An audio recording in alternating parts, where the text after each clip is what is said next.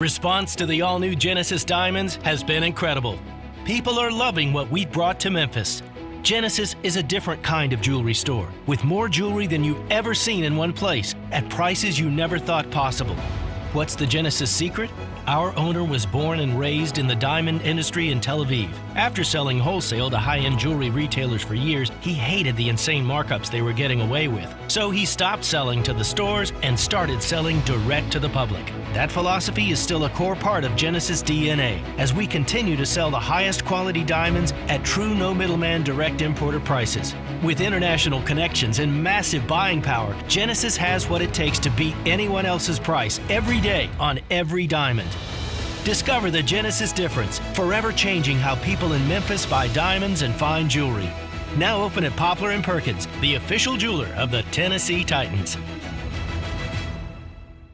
Hi, I'm Peter Sagal. When we were growing up, my two brothers and I just loved our Uncle Ted. He was like a really cool big brother who always brought around the best toys and took us to the best places and with whom we always had the most fun. It was odd, though, when we got older to realize he wasn't nearly as outgoing and adventurous with other adults. I found out much later that this might have had something to do with the ostomy bag he wore ever since he was diagnosed with Crohn's disease as a teenager and had part of his lower intestine removed. Theodor Skolnick, my Uncle Ted, died last year at the age of 80, never having once mentioned his illness to me or my brothers. He left a large bequest to the Crohn's and Colitis Foundation to help fund better treatments for these diseases and also to help other people, old and young, seek and get help for the situation that he was never able to talk about. Don't feel you need to hide your Crohn's or colitis. Go to spillyourguts.org to learn more about the treatments available and even find a specialist. That's spillyourguts.org. When I was in Iraq, our convoy was hit. It was bad. After I came home, I could still hear booms and see tracer fire. Makes it hard to be a good mom. As America's veterans face challenges, DAV is there. I'm Naomi Mathis, Air Force veteran. With the right support, more veterans can reach victories, great and small. With help from DAV, I was able to begin to heal. DAV provides a lifetime of support to veterans of every generation, helping more than 1 million veterans each year. Today, I'm part of DAV. We're veterans helping veterans to get the benefits they've earned. And I give my veterans my all. But there's more to be done and more victories to be won. My victory is being able to be here for my children. Naomi Mathis, thank you for your service. May your victories inspire many more. Support more victories for veterans. Go to DAV.org. We are Sports 56, WHBQ Memphis, and W253DF Memphis. Flynn Broadcasting Stations. Oh, yeah. And Bonds hits one high. Hits it deep. It is out of here. Morant. A jawbreaker. It's time to get up and get your day started. It's Sports 56 Mornings with Greg Gaston and Eli Savoy on Sports 56 and 98.5 FM. Diggs! Sideline! Touchdown! Unbelievable! Here are your hosts, Greg and Eli.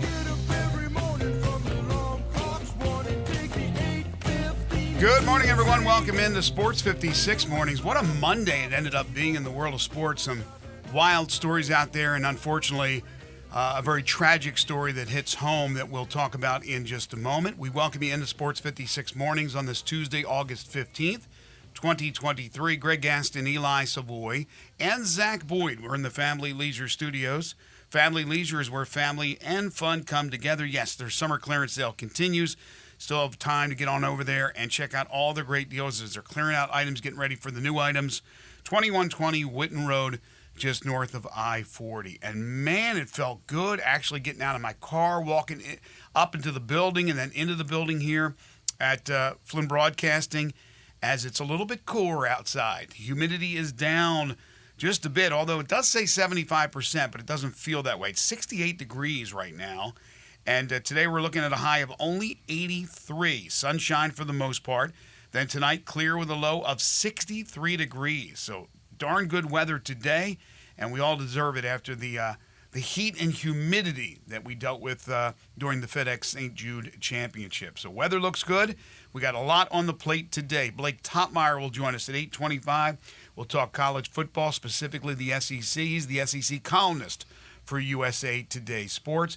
And then at 9:05, Memphis Tigers assistant basketball coach Andy Borman will join us. Tigers back from the trip to the Dominican Republic. Still have some decisions to make on rosters as far as who will be on this team officially for the start of the season. We still have a couple of guys right now with their situations outstanding. Andy will join us to talk about what he saw and how this team is shaping up for the 2023-2024 season. Yesterday, the preseason AP Top 25 poll was released after we wrapped up the show.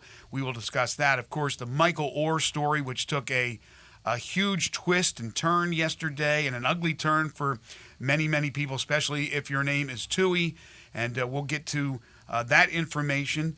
Also, Ryan Silverfield had some things to say about his team as we get closer and closer to the start of the college football season. Some NFL news, some running backs on the move we will discuss, and unfortunately, a former NFL running back with ties to Memphis and Arkansas has passed away. We will let you know what the 5 favorite things topic will be for tomorrow's show. We'll do that a few times throughout the show today. And, of course, at about 8:05 or thereabouts, it's Humdinger's Trivia. Give you a chance to win a $25 gift card to Humdingers. That's the lineup. You could always hit us up on the Sports 56 listener lines by calling in or texting in at 901-360-8255. Good morning. Good morning to you. Boy, it does. It feels great outside. Feels like Thursday of last week when we had that unbelievable weather, unseasonably, I don't want to say cool, but a lot cooler than what it was Friday, Saturday, and Sunday. But today is fantastic. Can we keep it that way throughout the day? I mean, 83 a high is still fairly hot, but nothing compared to 95 and 90% humidity. Yeah, after what the weekend was, Friday, Saturday, Sunday, and yesterday as well, 80, something in the 80s feels like winter. Feels like 60s. Last Friday still, like that was like insane stuff last Friday. I'm glad I'm the only one that didn't feel that way. It felt like, to me, it was the hottest. Again, you're coming off a much cooler Thursday unseasonably for the FedEx St. Jude Championship or any time this year. You know how hot it gets, and Thursday was like, what? This is nice. And then Friday hits us. Was it that hot, or was it coming off the Thursday? I think it was that hot. I personally believe it was the hottest I ever felt at the golf tournament. And again, I've been covering it since the mid to late 90s. That's nuts. That's nearly 30 years of coverage, and it felt like it was the hot. As I said yesterday, it was so hot and humid, I felt sick to my stomach. I left. When you had golfers like putting ice under their hats on like the first hole, you know it's hot. Yes. If you can't even get through the first hole without having to put ice on your head, it's hot. Yeah, I said yesterday, the giveaway for me was watching Victor Hovland tee off at 1, and then he wasn't off the tee box walking 10 feet, and he takes the big cold towel and throws it over his head, like completely over his head. Yeah, it was brutal, and brutal for most of the weekend, but still had a great time out there. But yeah, this is a nice little break. It looks like we could get here for a couple of days from that heat. Well, as I mentioned yesterday, what looked like maybe a pretty calm, slow Monday in the sports world ended up having a number of significant stories. And unfortunately, a tragic story that hits home with the passing of Alex Collins, the former Arkansas Razorback running back who went on to play in the NFL for several teams, including the Seattle Seahawks and the Baltimore Ravens, and most recently started the year, this past season, with the Memphis Showboats, their first year in Memphis. After coming from Tampa, he was the starting running back. He ended up getting injured, and I think he only played, 3 games, Eli? Yes. 3 games. Tragically killed in a motorcycle accident in Lauderdale Lakes, Florida, only 28 years of age. And the response from people out there who knew Alex, NFL guys who got a chance to play with him, were teammates of him, the accolades are pouring in, just how cool this guy was, how nice he was as a human being and a teammate. And it's incredible what the University of Arkansas and that Razorbacks family has gone through now. If you think about it, Ryan Mallett's passing just recently, drowning. Nearly lost Peyton Hillis, nearly drowned as well. And then Deion Stutz, the prep star from MUS, had committed to Arkansas and was getting ready to head to Fayetteville for his freshman year. He died in an ATV accident. So it is just unbelievable and unfathomable that this many tragedies can beset one program. But again, you as the voice of the Showboats and the rest of the Showboats family, certainly I send my personal condolences to the loss of Alex Collins. Again, 28 years of age is horrible for his family, his friends, and everybody close to him.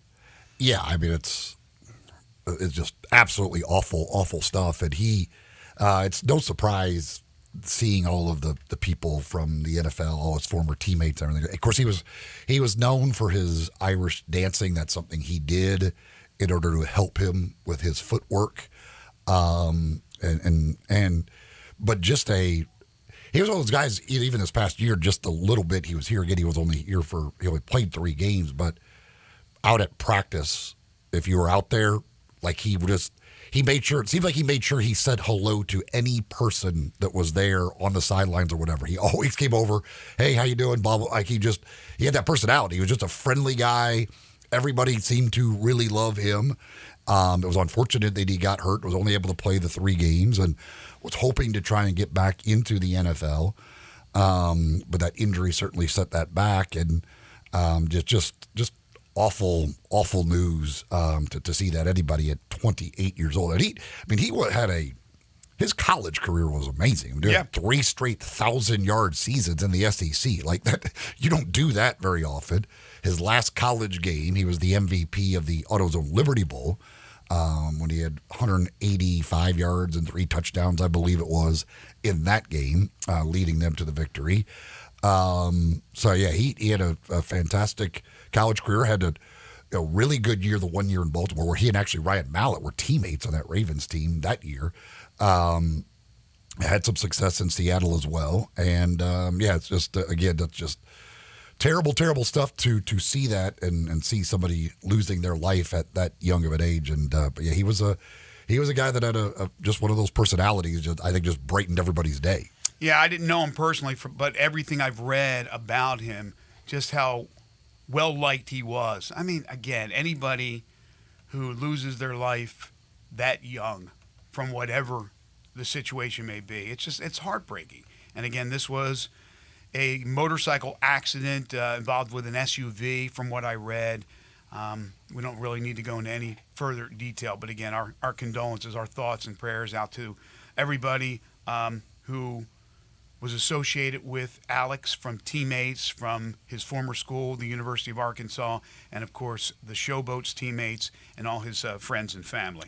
Our buddy Brad, who works down at FedEx Forum, who is a big Arkansas fan, texted, R.I.P. Alex Collins. I attended his last collegiate game at the AutoZone Liberty Bowl against Kansas State, where he won Outstanding Player, and the Hogs won the game. Again, he had a huge day that day. Oh, I remember that game. Liberty Bowl. He lit up Kansas State. I remember that game extremely well. But again, the tragedies, one after another, that have beset this university with their athletic program, especially with football, it's mind-boggling.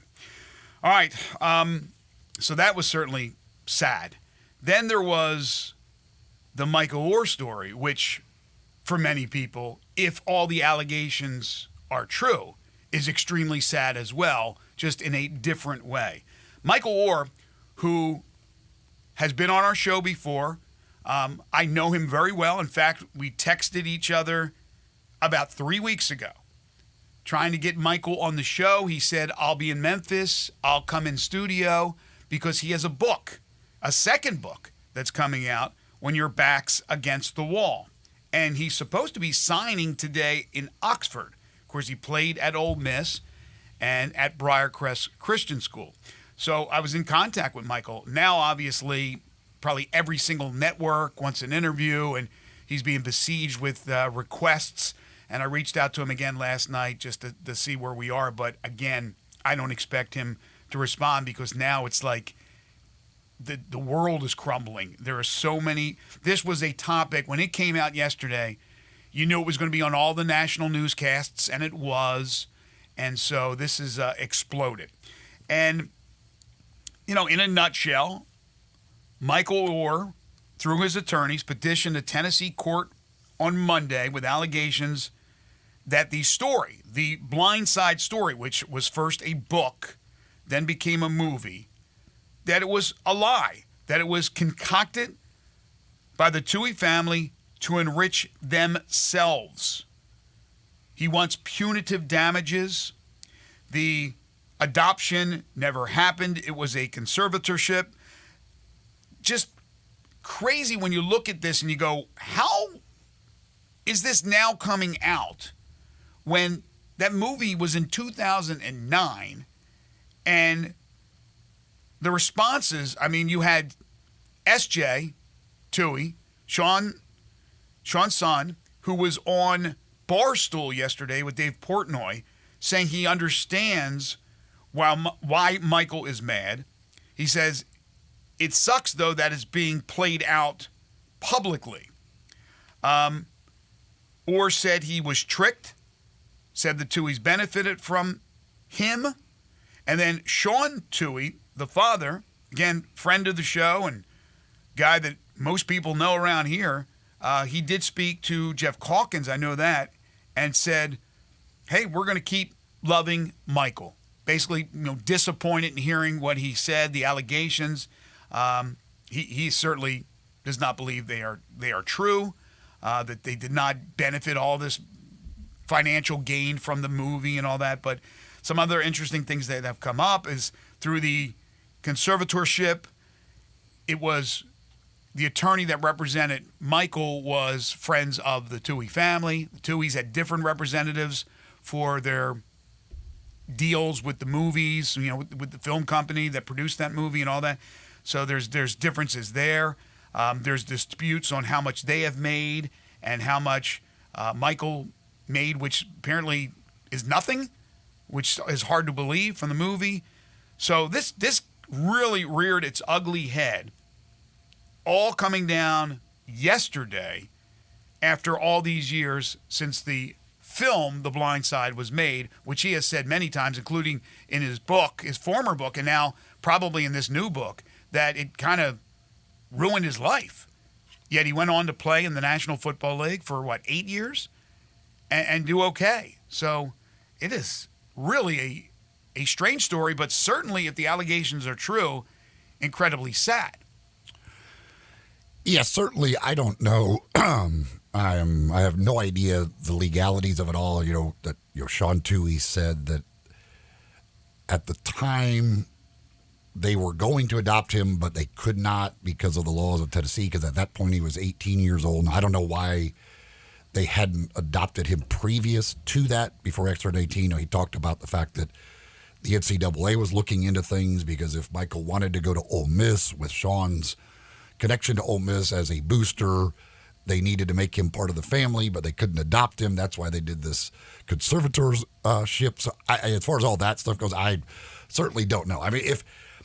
If truly Michael Oher has not ever gotten any money. Now, and Sean says the only money they got from the movie was Michael Lewis gave them half of his share, and he said that was distributed to everybody in the family, including Michael. 5 ways is what he said, yeah. So, but if truly they, a couple of the things. One, if Michael wasn't being told exactly what he was signing, that's really unfortunate. So that's you. If you're, again, he's 18 years old at that time.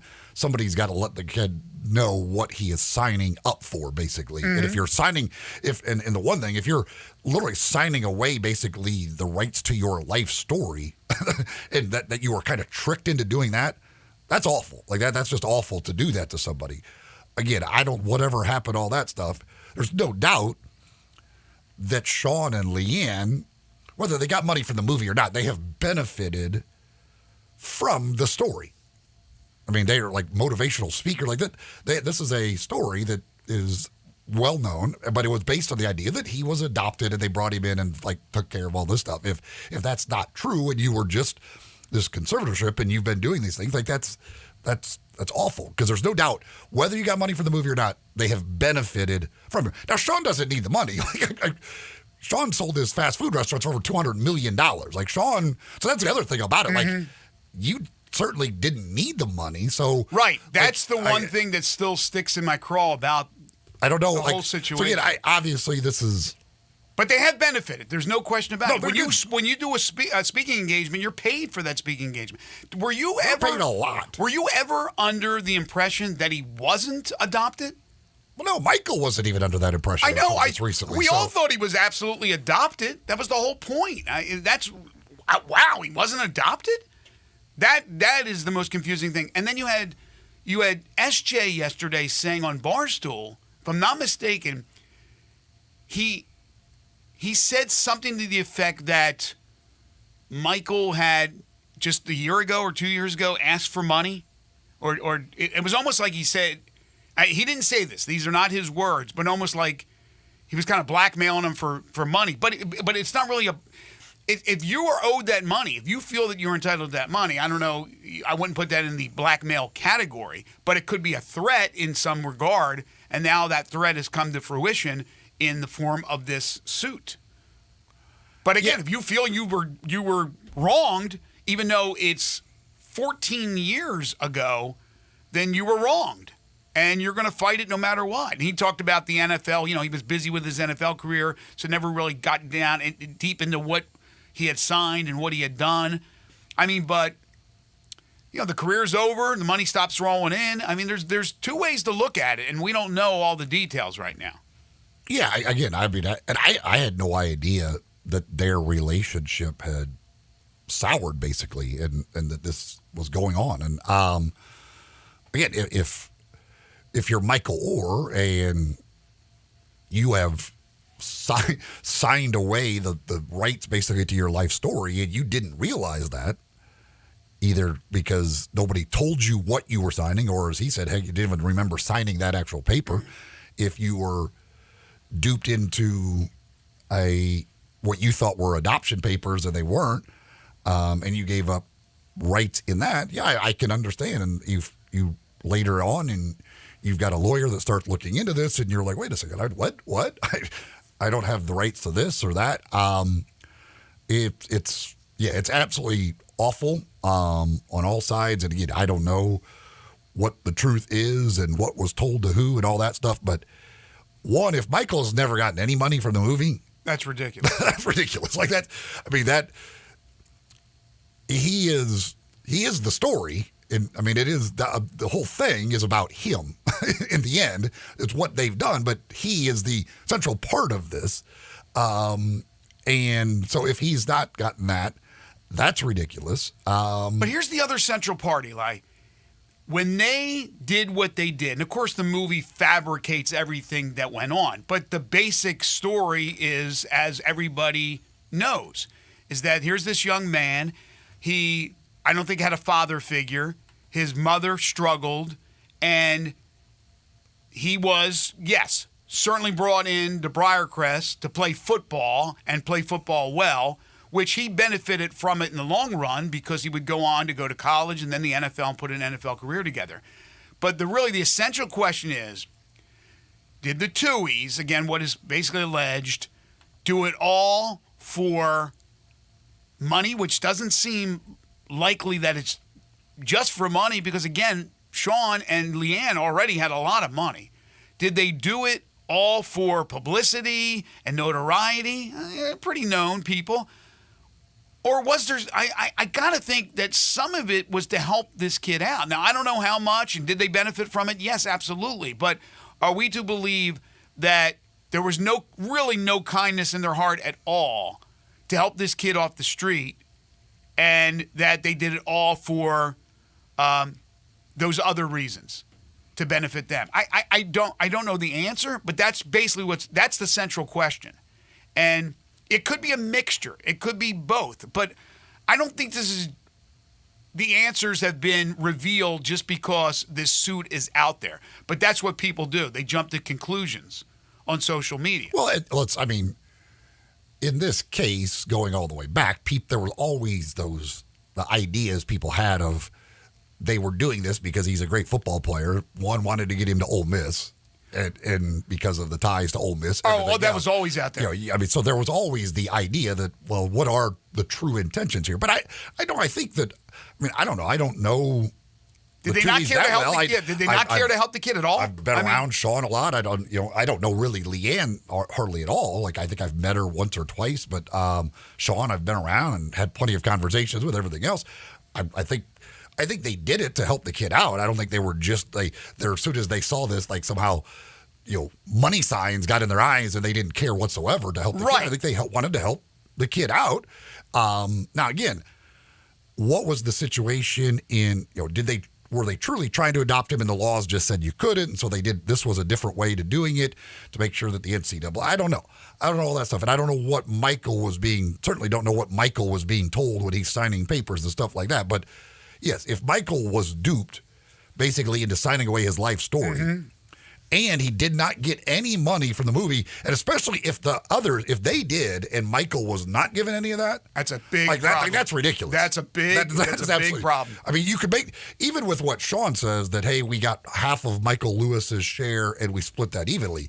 You could make a big argument that Michael should have gotten the lion's all share. of it, like the bulk of it. Right, but. Well, they negotiated a deal with the movie company, but you're right. It's about Michael's life. Sure, the Tuohys brought him in, so it's partially about theirs, but it's also the main reason why there's even a story is because of Michael Orr. And again, even if beyond the movie money, there's no doubt that they have benefited and they have made money off of the story. Because of if this isn't out there, they're not doing speaking engagements. Leanne was for a while all over television, like everywhere. Like you couldn't. They've made a ton of money based on this story, which is, in the end, it's his story. And again, it's just weird because you're like, well, you wouldn't think they're doing it for money because they don't need money. So it's such a strange story. Why wouldn't they want him to get his share?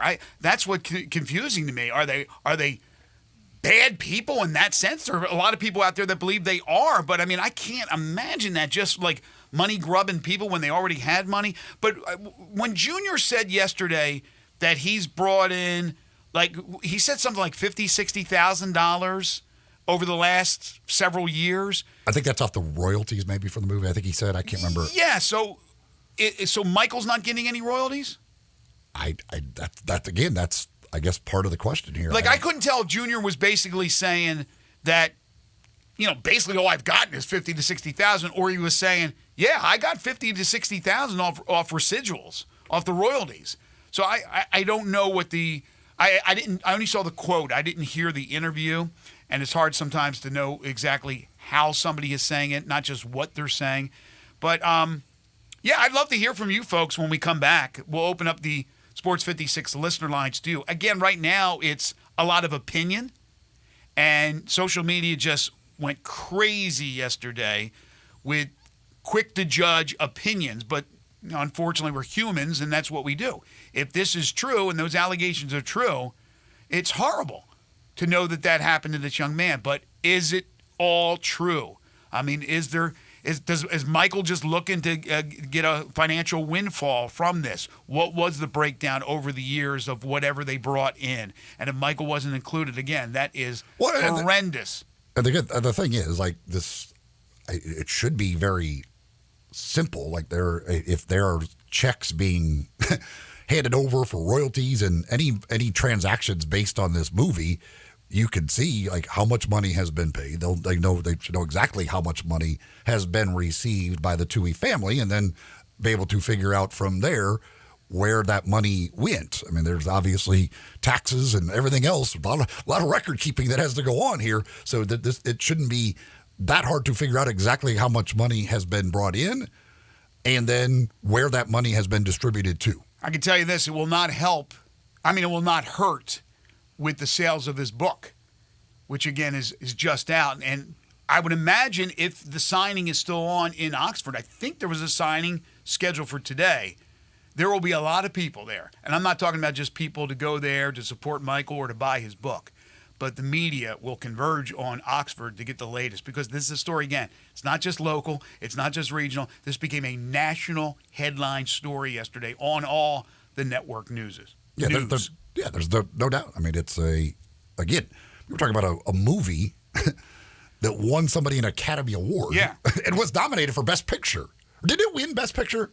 No, I don't think it was Best Picture. I don't think so. She won. I know she won. Sandra Bullock. I think it was nominated for Best Picture. I mean, like, it's obviously, this was a story that has been told over and over and over again. I mean, it's a best-selling book. It's a very popular movie, everything else. Like, so everybody knows this story. By the way, people who are ripping Sandra Bullock, she's an actress, for goodness sake. It wasn't her. She's not. She didn't hold back any checks to Michael. I don't think she duped anybody. I don't think she was duping anybody at the time. She was the fake mom in the movie. She was not actually the mom of Michael. She had nothing to do with any of this. I don't believe so anyway. I don't know. I have no idea as far as that is concerned. But I don't believe she had anything to do with that, and neither did Tim McGraw.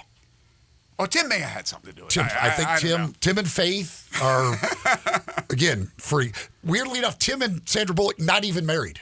Not even married. They're not even married. It's amazing how that works. In movies, they play parts. They're not actually. It's sometimes it's not true. That wasn't actually so sly Michael. in Hollywood, man. The way they do those things. That was not actually Michael in the movie. They pull the wool over our eyes all the time. But by the way, I'll keep trying to get Michael on the program.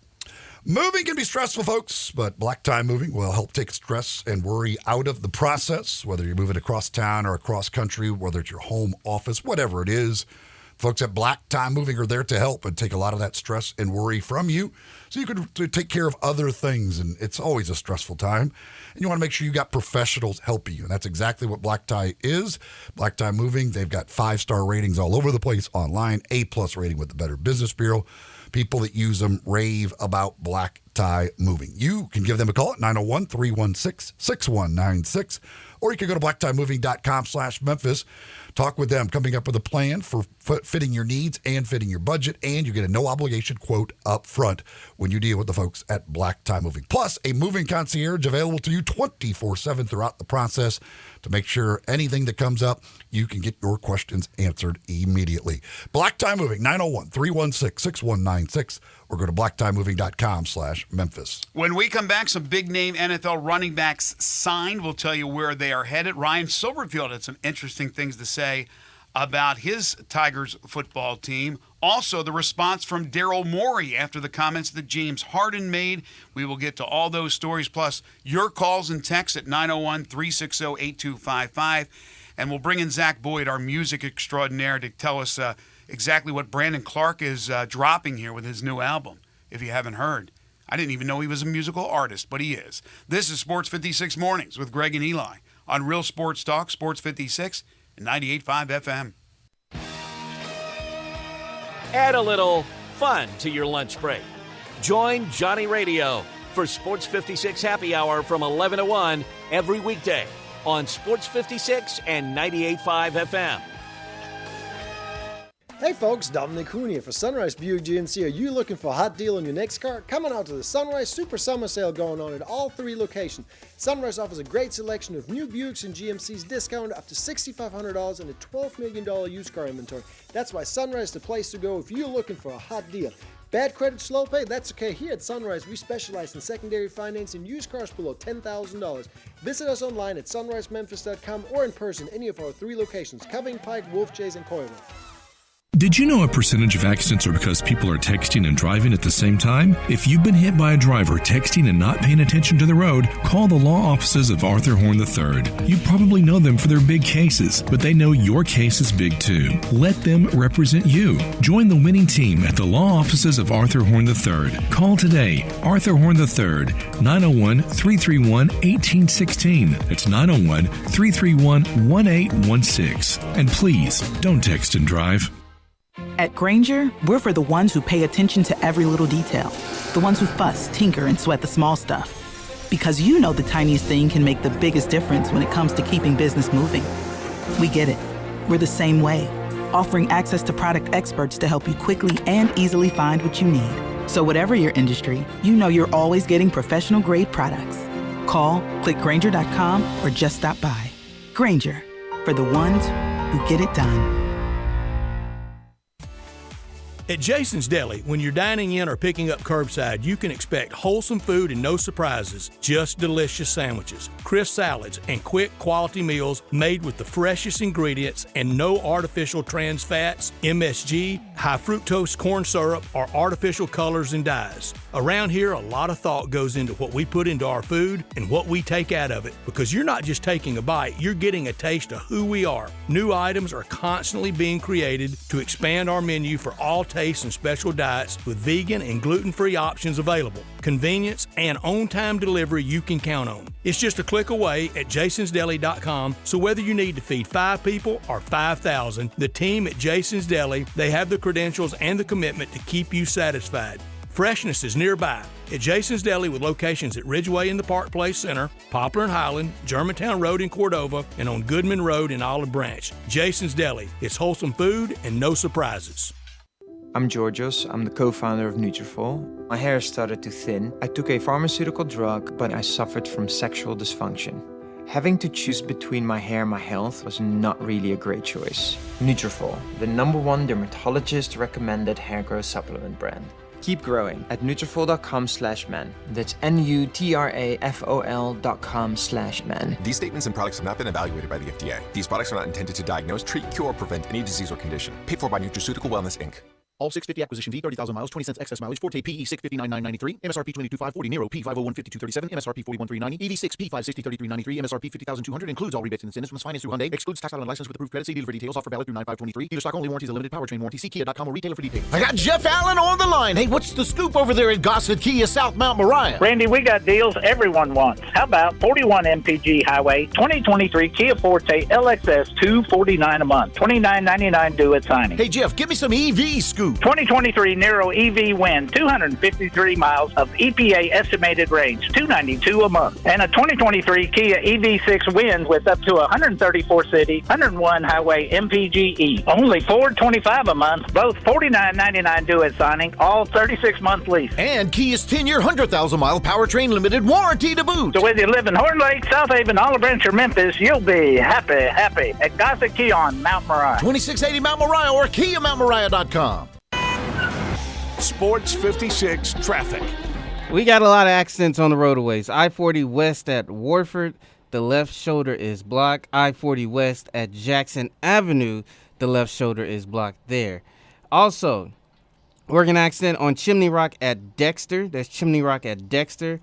Mendenhall at Winchester. I want to say that correctly because I was going to merge those two streets together. Cox between Central and Cowden, train has derailed, so please use another route. East Parkway at Poplar, accident there. So guys, just take it easy out on the roads. This is your Sports 56 traffic update. Now back to Sports 56 Mornings. Good morning. On Sports 56 and 98.5 FM. Here once again, Greg Gaston and Eli Savoy.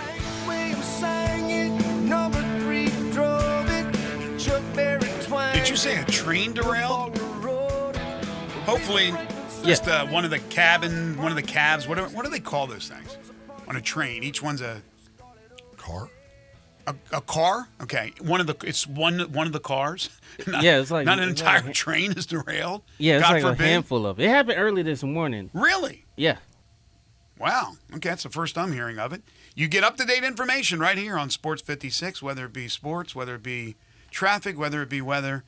We bring it all to you. We've been talking about the Michael Orr story. Big Kahuna has called in. You can as well at 901-360-8255. That's 901-360-8255. If you elect to text, that's fine as well. But Big Kahuna wants to talk about it. How are you, my friend? Good morning to this great radio station, and good morning to all the listeners that listen to Sports 56 WHBQ. Thanks, Big Kahuna. All right, I wanted to jump in. You know, when I look at this situation, we know the records absolutely is going to show. But it's a sad state of affairs if it's true or if it's not true. Now, personally, with me looking at it, with the Tuohys, with the abundance of money they currently already have, I'm surmising that I don't think that is true. I could be wrong, but I really don't think so because they already got plenty of money. Mm-hmm. So why would they want to do this? But either way, when this shakeout, it's going to be a sad state of affairs. And I got one more thing to say, if y'all don't mind. Sure. The number one station in the nation for sports talk is 56 WHB. Woo! Sign 'em up. Thank you very much. Thanks, Big Kahuna. Appreciate that. Yeah, there's an opinion, and everybody's entitled to an opinion. And this is the one part I think that's hard to swallow for those who think that Michael is completely right and the Tuohys tried to dupe him is, again, financial benefits. They were already an extremely well-off family. Yeah, Ron Texan said were the Tuohys millionaires before Michael Orr. I mean, I don't know how many fast food restaurants they owned, but I mean, Sean owned a ton of fast food restaurants, and they were doing and did quite well. I don't know exactly what, again, he sold them for over $200 million, what they were having, what they had at the time while he owned them and all that stuff. I don't know, but they had money. They had plenty. I don't know how much they had, but they had plenty of money at that time. Yeah, let's take that off the board as far as struggling for money and they wanted to just make money. Now, rich people like to get richer as well. So, I mean, there's people that look at that as well and say, well, I could easily see them still wanting to do that. Again, it's just allegations out there as far as that's concerned. But again, really the problem or the main concern is, did Michael know what he was doing when he signed all that paperwork when he was just 18 years of age, and was he misled? I think that's really when it comes down to it, what we're looking at here. Again, I can't imagine for a second that the Tuohys were trying to just add more money to their fortune, but I could be wrong. Dwayne is next. Hi, Dwayne. Hey, what's going on, guys? How you doing? Now, y'all guys know it's going to be a part 2 to that movie, right? The Blind Side, still blind. Blindsided coming out. Blindsided 2 coming out. Get ready for it. But seriously, though, I know they wanted him to go to Ole Miss. Mm-hmm. That's Sean Tuohy's school. Mm-hmm. And all the links between there, the head coach Hugh Freeze linked back to Tuohy. The writer links back to Tuohy. So I ain't going to say I hate to say he was duped. I hope he wasn't. But, man, you're talking about a major $350 million movie. Mm-hmm. That's without DVD sales. And you're talking about books. It's a lot of money was made somewhere. Mm-hmm. Oh, yeah. There was a lot of money made by a lot of people off of the Michael Orr story. If Michael Orr isn't getting any of that, that's a problem. He got royally. Yeah, that's the bottom line. If he didn't get money out of this or a limited amount of money, just a little bit, he got royally screwed over. And did they knowingly do something to screw him over? But see, this is my thing. If you're signing contracts about movies, man, that's money. That's not just money for that year. That's money for the next 10, 15 years. Exactly. So that's my problem. That's what he's saying. He's saying, hey, I didn't get what I was supposed to have got. Plus, I feel a little duped because I thought I was being adopted. Now, they told him he was being adopted and he wasn't. They wrong for that. Mm-hmm. But I want to say that, but let me ask you a quick Grizzly question right quick. Sure. How long is it before these guys get rid of some of these players? Because Grizzlies have a lot of players on the roster. They're over the minimum. They don't have to do anything or the maximum, I guess. Until they could have up to 20 guys on the roster in camp, and so not until the end of camp do they have to get down to the 15. But don't you see this something happening way before that? Because they have to. I would think they would want to be pretty much set in what they're trying to do. Because the other team still got moves to make. I mean, James Harden got to be moved. Dylan, the guy in Portland has Damian to be moved. Lillard, right? Well, so is there any? Do you think you see a side deal somewhere where they're thrown in? Because normally that's what the Grizzlies do, and they're good at doing it. You mean could they be a third? Sure. Could they be a third team or a fourth team in a big trade? Could that happen? Yeah, I mean, I'm feeling there's got to be something happening. They may not get nothing back in return except a couple of picks. Because the Grizzlies, I'm be honest, these guys in Grizzlies front office, they work wonders, man. They work wonders. After Wallace and the rest of them cats was here, oh my God, they work wonders, man. All right. But I hope they get something done, and we can see this team just go ahead and lay out and just give it all they got for this season. I hear you, Dwayne. All right, guys. Thank you now. It's not inconceivable they could be used in a 3-team or a 4-team trade, but more than likely they're done and they'll go to camp with, as you said, they can go to 20. The max you can carry is 15. Then you got your 2 two-way guys or 3 two-way guys, right, for this year. So I don't think it's a problem. They got Christopher, and who's the other guy they picked up from Phoenix? Isaiah Joe. Yeah, so I don't think is that who they picked up? Was it? No, not Isaiah Joe. No, who was it? Isaiah Todd. That's who it was. Another, all those first names. They got 4 first names. But I don't think it's like a huge move. If Christopher or Todd, but more than likely Christopher, ends up crushing it in camp, somebody who's under contract, who's being paid right now, will have to be moved or cut. If not, then you going with the guys that you had before those 2 were brought in. You got 2 moves to make. I think they want to take a look at those guys in camp. I think there's enough intrigue there to take a look and say, okay, what are these guys, and are they somebody we want around? So I don't think they're going to do anything before camp, and they'll wait and they'll get in there. The thing about being used in a deal, the teams that jump into these deals are teams with cap space. So the Grizzlies used to have cap space. So you could be able to get in there. You basically take on a contract because you could, and not have to give anything up. They don't have cap space now. They're not. They are over the cap. So any trade that they're getting into, they've got to give up and get somewhat matching salary. So it's a different situation. Like the Andre Iguodala deal, like that was a simple thing of like, we've got cap space, we could just take him in, and that alleviates, that helps those teams get deals done. They're not in that situation anymore to make that easy to do. So Brandon Clark, news came down yesterday, of course, a Grizzly who we can't wait to see back on the court, and hopefully it will be sooner than later, but more than likely we will not see him in the 2023 calendar year. We will not see him until after January 1st. But Brandon Clark, I did not know, was a musical talent. And Zach Boyd, you love your music. He, according to reports, is dropping a new album on Instagram. It's entitled BCVS. What does that stand for? What does that mean? And what are we talking about here with Brandon Clark? Well, I don't know, because the BC is Brandon Clark. That's his name, BCVS. What's VS? I have no idea. Well, I knew what BC was, but before Christ. Yeah. We'll go with that. But the VS, I don't know. So Brandon Clark versus. It's Brandon Clark versus the world. Versus the world. Versus Air Buddy. So, have you heard this guy before? I just listened to his songs. And how does he sound? Yeah. Respectfully. That is not much of an endorsement. So when I saw yesterday the headline that a Grizzly player was dropping an album, I would not have guessed Brandon Clark. I didn't know he was musically inclined. Yeah. Who else on the team is musically inclined that you might see that happen? Trip. Yeah, Jaren. Trip, yeah, that's right. Trip. Yeah, Trip. I think he has 2 albums out now. John Conchar is an obvious, right? I wouldn't be surprised. Polka. He sings polka. So the thing is, and I think I talked about this previously.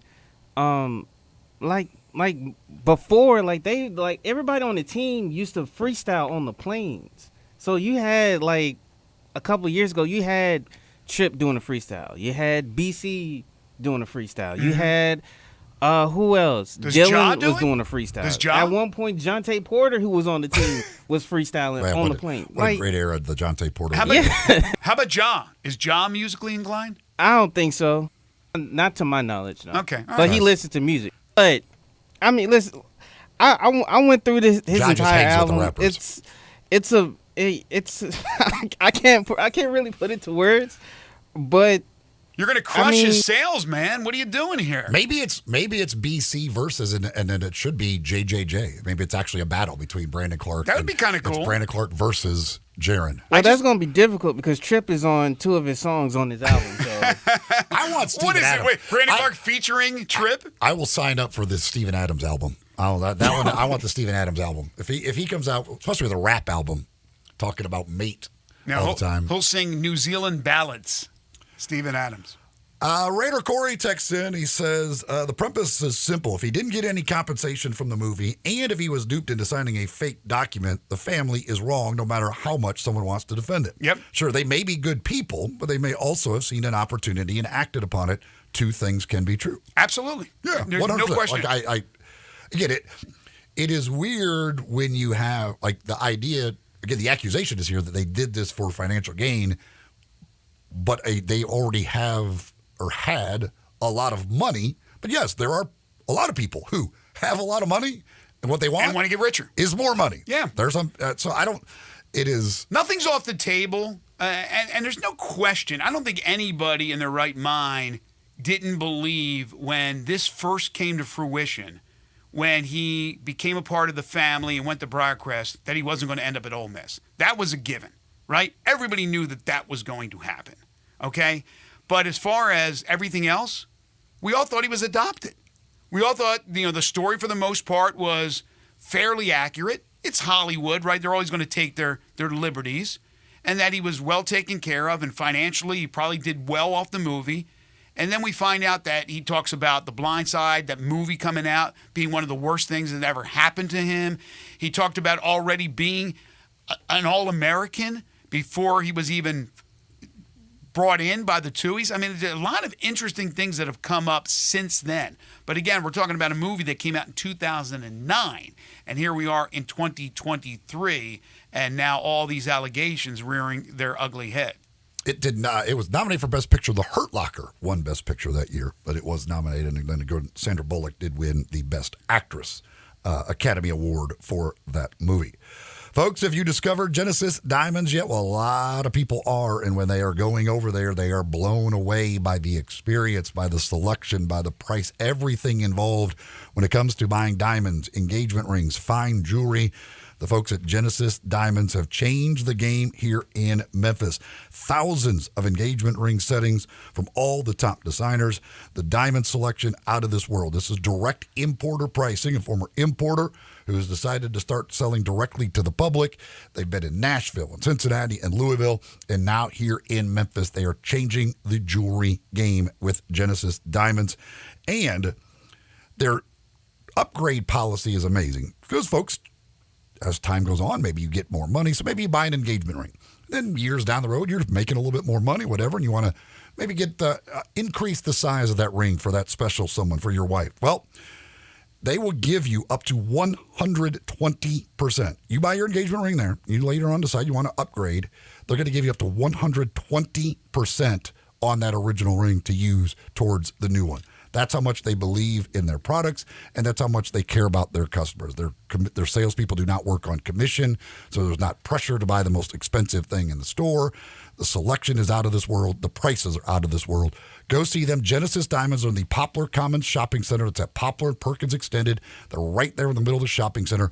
Go see the difference at Genesis Diamonds. All right, when we come back, we'll give you the topic for tomorrow's 5 favorite things. Also, some good news for a sports agent out of Memphis as he's moving on and presumably moving up. And then also the latest on realignment we'll get to as this show progresses, because today is a deadline for the ACC. That includes, obviously, Florida State. We got NFL news with some big-name running backs moving to other teams. We will share that with you. And then at 8:25, we'll be joined by Blake Topmeyer from USA Today. This is Sports 56 Mornings with Greg and Eli on Real Sports Talk, Sports 56 and 98.5 FM. You already know you can listen to Sports 56 anywhere with the Sports 56 app or at sports56whbq.com.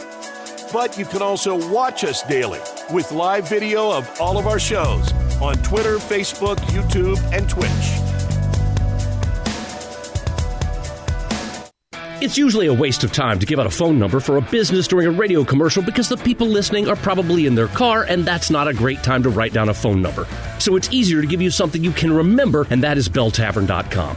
It's that simple. And belltavern.com doesn't just give you the hours for Bell Tavern, Memphis' best old-school bar. It also shows you the insane collection of signature drinks and mouth-watering pictures of the spectacular food at Bell Tavern. The next time you're done driving, check out belltavern.com, and then get back in your car and go there. Response to the all-new Genesis Diamonds has been incredible. People are loving what we've brought to Memphis. Genesis is a different kind of jewelry store with more jewelry than you've ever seen in one place at prices you never thought possible. And Genesis is Memphis's home for the most sought-after jewelry designers in America. Thousands of styles from names like Tacori, Verragio, Henry Dawsey, Kirk Cara, Simon G, Christopher Designs, A. Jaffe, and more. Premium designer rings every woman dreams of. Handcrafted rings with intricate detail, extreme craftsmanship, and stunning artistic design. And not just rings. Genesis is home to a world-class selection of timeless and stylish fine jewelry and a killer selection of luxury pre-owned Rolex watches. We can even custom design your dream piece as well. At Genesis, we're here to make your jewelry dreams come true. Discover the Genesis difference, forever changing how people in Memphis buy diamonds and fine jewelry. Now open at Poplar & Perkins, the official jeweler of the Tennessee Titans. What happens to former real estate agents when they want to sell their homes? This is Sheldon Rosengarten, actually Shell Dunn, with Mark Spensdorf Realtors. I am so proud and feel so honored when former real estate agents contact me when they want to sell their homes. They know that I've been in the business for quite a while, have a great deal of experience, and know that I am good at marketing, not merely putting a sign in the yard and hoping it sells. Over the years, I have developed a highly successful strategic marketing program that can mean the difference in what you make and when. Talk to 2 to 3 real estate brokers, but make sure that I am one of them. So if you or someone you know is thinking about selling a home, remember what other real estate agents who have been in the business do. They call me, Shell Dunn Rosengarten, at 483-0546 or email me at memphisrelocate.com. I will wait to hear from you to take advantage of this good market.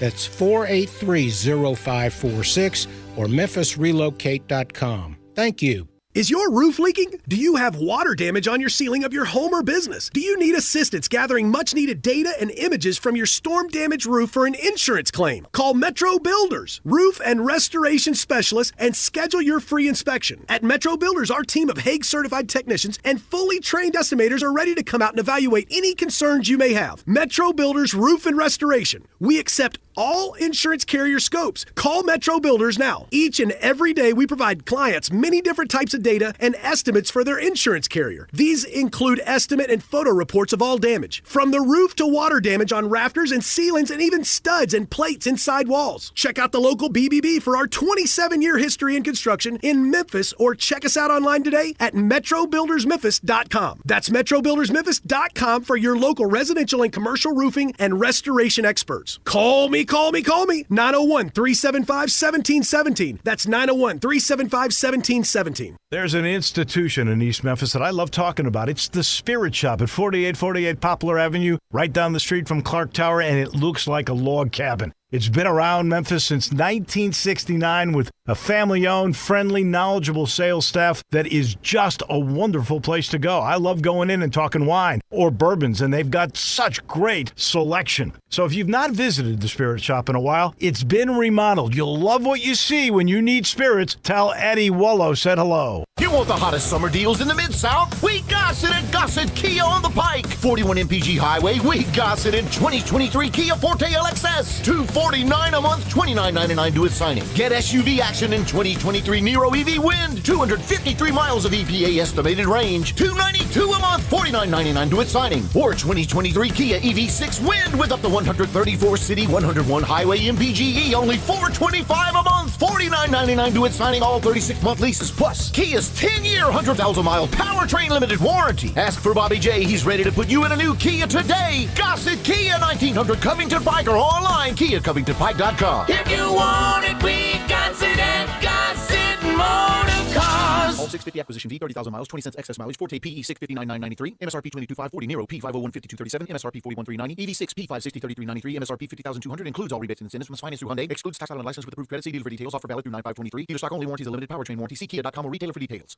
Now back to Sports 56 Mornings. Good morning. On Sports 56 and 98.5 FM. Here once again, Greg Gaston and Eli Savoy. Congratulations to our good friend Clint Dowdle as he is set to head to William Morris Endeavor, which is a huge sports agency. Of course, he's been a part of CAA, another huge agency with Jimmy Sexton, but he is going to be heading, according to reports, to WME to lead the agency's football coaches and executives division. Dowdle has worked with Mike Norvell, Marcus Freeman, Mike Elko, and others. Another texter here, the Sports 56 Illusion line says, whatever the driving factor for the two E's taking in Michael Orr, it apparently wasn't for him to be a part of the family. It's a sad situation for everyone involved. Again, I don't know. The thing that Sean said about the fact that once he was 18, they couldn't adopt him and they needed to do something for the NCAA to be satisfied. Yeah, there's no doubt he wanted to be at Ole Miss like that. So satisfy any NCAA issues there. Now, why wasn't he adopted earlier than that, before he turned 18? I have no clue, any of that stuff. But, what the true intentions were, nobody knows but them. Memphis James wants to talk about the Michael Orr situation. James, how are you? Gentlemen, how are you this morning? Good, thank you. Well, the smell of barbecue has been in the air for some time, and the scent of pigskin is about to waft into the Mid-South air, and we're talking about a 14-year-old movie. It's weird, isn't it, how this just came out of nowhere yesterday? Yeah, I've been listening to the point that it's one way or the other, this is going to end up being a really sad story, one way or the other. And what I'm thinking of, how is this going to affect someone else in the future, or maybe even now, who wants to help someone and then thinks, well, wait a minute, 8 or 10 years down the road, I might get sued. And they just walk on by. Yeah, no doubt. Thanks for the call. But yeah, thank you, James. No way, there's no doubt about it. It is sad one way or another. It's either what Michael is saying is true and he didn't get any money out of that. That's crazy. Or if he really was given money or whatever, and he's making these accusations, questioning basically the intent and integrity of Sean and Leanne, that's sad as well. I don't know where it ends up. I don't know, but yeah, there's no doubt it is sad either way. The whole premise of the story was, I hear what James is saying. People, when they feel that they want to help and that maybe it'll come back to haunt them in the end, they won't help. They won't help people. Now, I don't know if anybody goes as far as doing, again, what they did and what the movie is about. It's a very interesting premise. That's one of the reasons why the storyline won the Academy Award. And of course, didn't win the Academy Award, but was nominated for Best Picture. And Sandra Bullock playing Leanne Toohey, winning the Academy Award, was again because of this story that really got to you. It got to your heart. You fell in love with the character playing Michael Orr, the real person, Michael Orr, who was, again, friend of our show. It's just, it's one of those heartstring movies. And again, to hear that this is possibly a facade, that the allegations, if true, it rips apart everybody and what we have known for 14 years. All right, real quick, topic for tomorrow, 5 favorite things. All right, well, with the current topic of conversation, we are going to do your 5 favorite movies with a Memphis connection. It could be the story could be something about Memphis. It could be the movie was filmed in Memphis. It could be an actor from Memphis. Any sort of Memphis connection to the movie, it qualifies. All right, Elvis movies would qualify. Okay, like it. Good topic. That'll be for tomorrow. The Blind Side would qualify. It would qualify. I don't know if it'll make anybody's list now after everything that's going on. We need to take a timeout. We'll come back with hour number 2, college football news, some NFL news as well, and then we'll be joined by Blake Topmeyer at 8:25. More of your calls and texts as well. This is Sports 56 Mornings with Greg and Eli on Real Sports Talk, Sports 56 and 98.5 FM.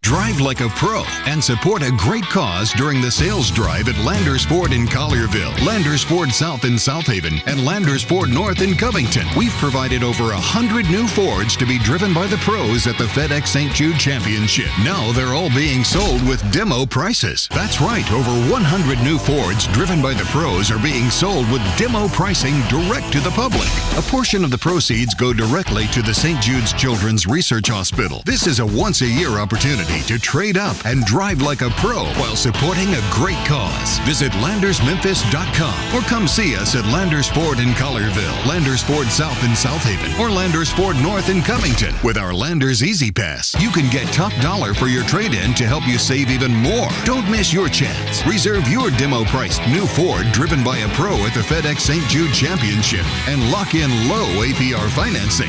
Remember, if it doesn't say Landers, you paid too much. Nestled in the heart of East Memphis, located corner of Park and Cherry, is a beautiful residential neighborhood. I'm here at Town Village Audubon Park interviewing a new resident, Carolyn. Share with us why you chose Town Village. Well, if your parents or special friends need to make that big move, let me share with you my experience. It was tough for me to leave home, but then I discovered Town Village. I would like to highly recommend Town Village to you and your loved ones. After looking at all the amenities and meeting all the people and staff, I was hooked. From restaurant, bistro, 3 meals per day, housekeeping, transportation, security, health care, physical therapy, exercise room, and even a heated pool and spa. Come see us and make your new home at Town Village. Visit us and call Daniel at Town Village Audubon Park at 901-374-7342. There's no place like home, Town Village. Success is picking up extra shifts, but now you want to be the boss. Success is getting your foot in the door, but now you want to take the next step. Success looks different to everyone.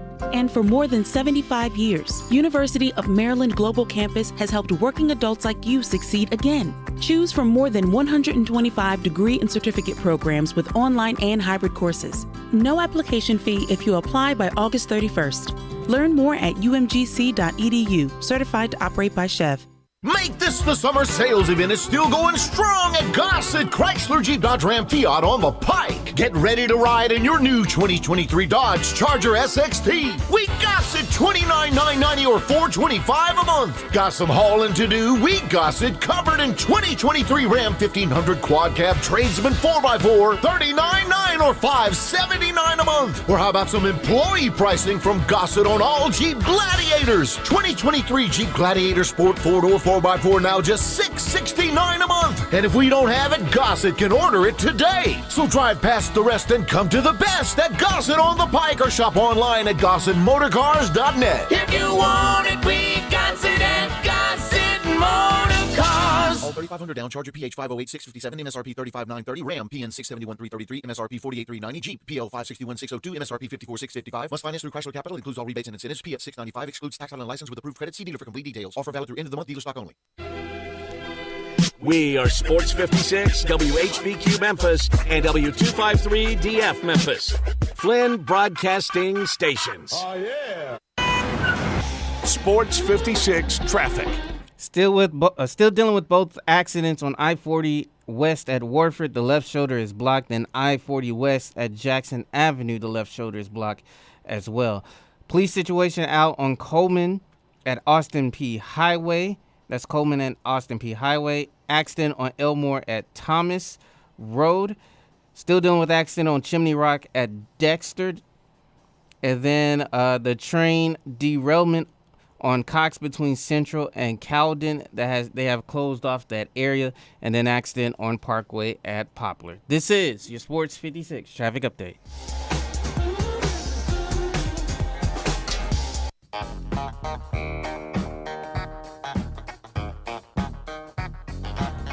Now back to Sports 56 Mornings on Sports 56 and 98.5 FM.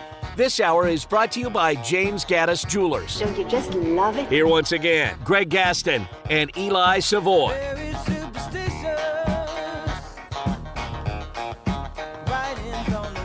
Welcome back, everyone. 8:05 the time.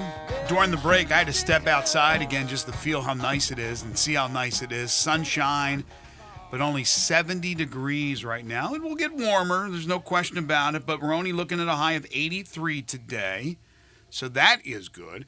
And then tonight, clear, low, 63 degrees. Tomorrow, few clouds, but mainly sunshine with a high of 85, so we're getting a bit of a reprieve weather-wise.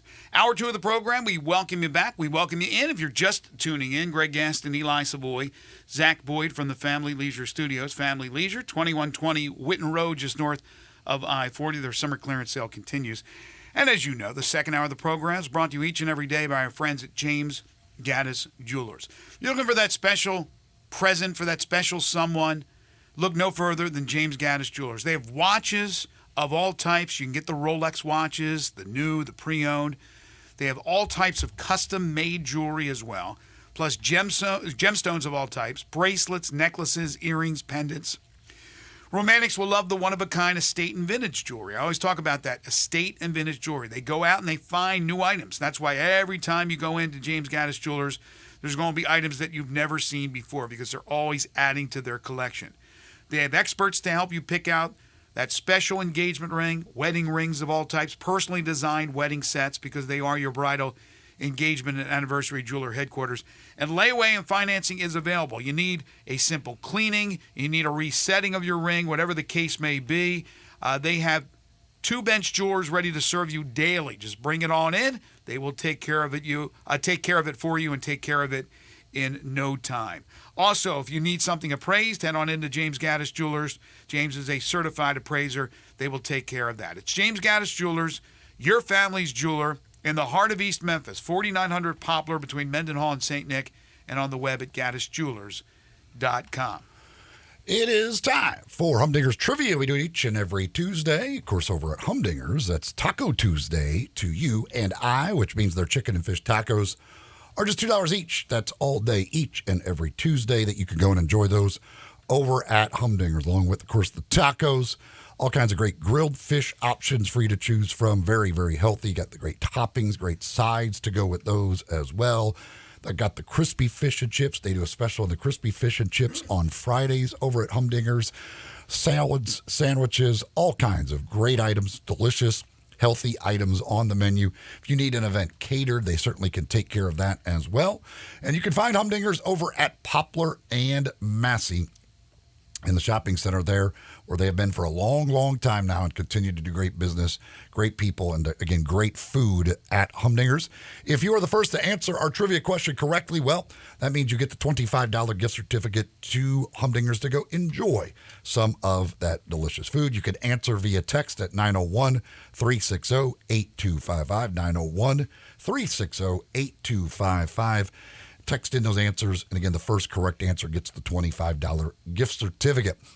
Well, of course, here over the weekend, the FedEx Cup playoffs getting underway with Lucas Glover picking up the win in the first event this year, his first career FedEx Cup playoff victory, his second straight victory on tour. Which 2 golfers are tied for the most wins in FedEx Cup playoff events? Which 2 golfers are tied for the most wins in FedEx Cup playoff events? Not total playoff wins, like not the winning the FedEx Cup at the end of it. In the individual events, which 2 guys are tied for the most wins in FedEx Cup playoff events? 360-8255, 901-360-8255. Text in those answers. And the first correct answer will get the $25 gift certificate to Humdinger's. So we have the James Harden statement that he made about Daryl Morey, the general manager of the 76ers, calling him a liar. He was in China, James Harden, when he made these statements. Daryl Morey, apparently unmoved by the comments, said yesterday, when asked about the situation with Harden, that he still plans to keep him.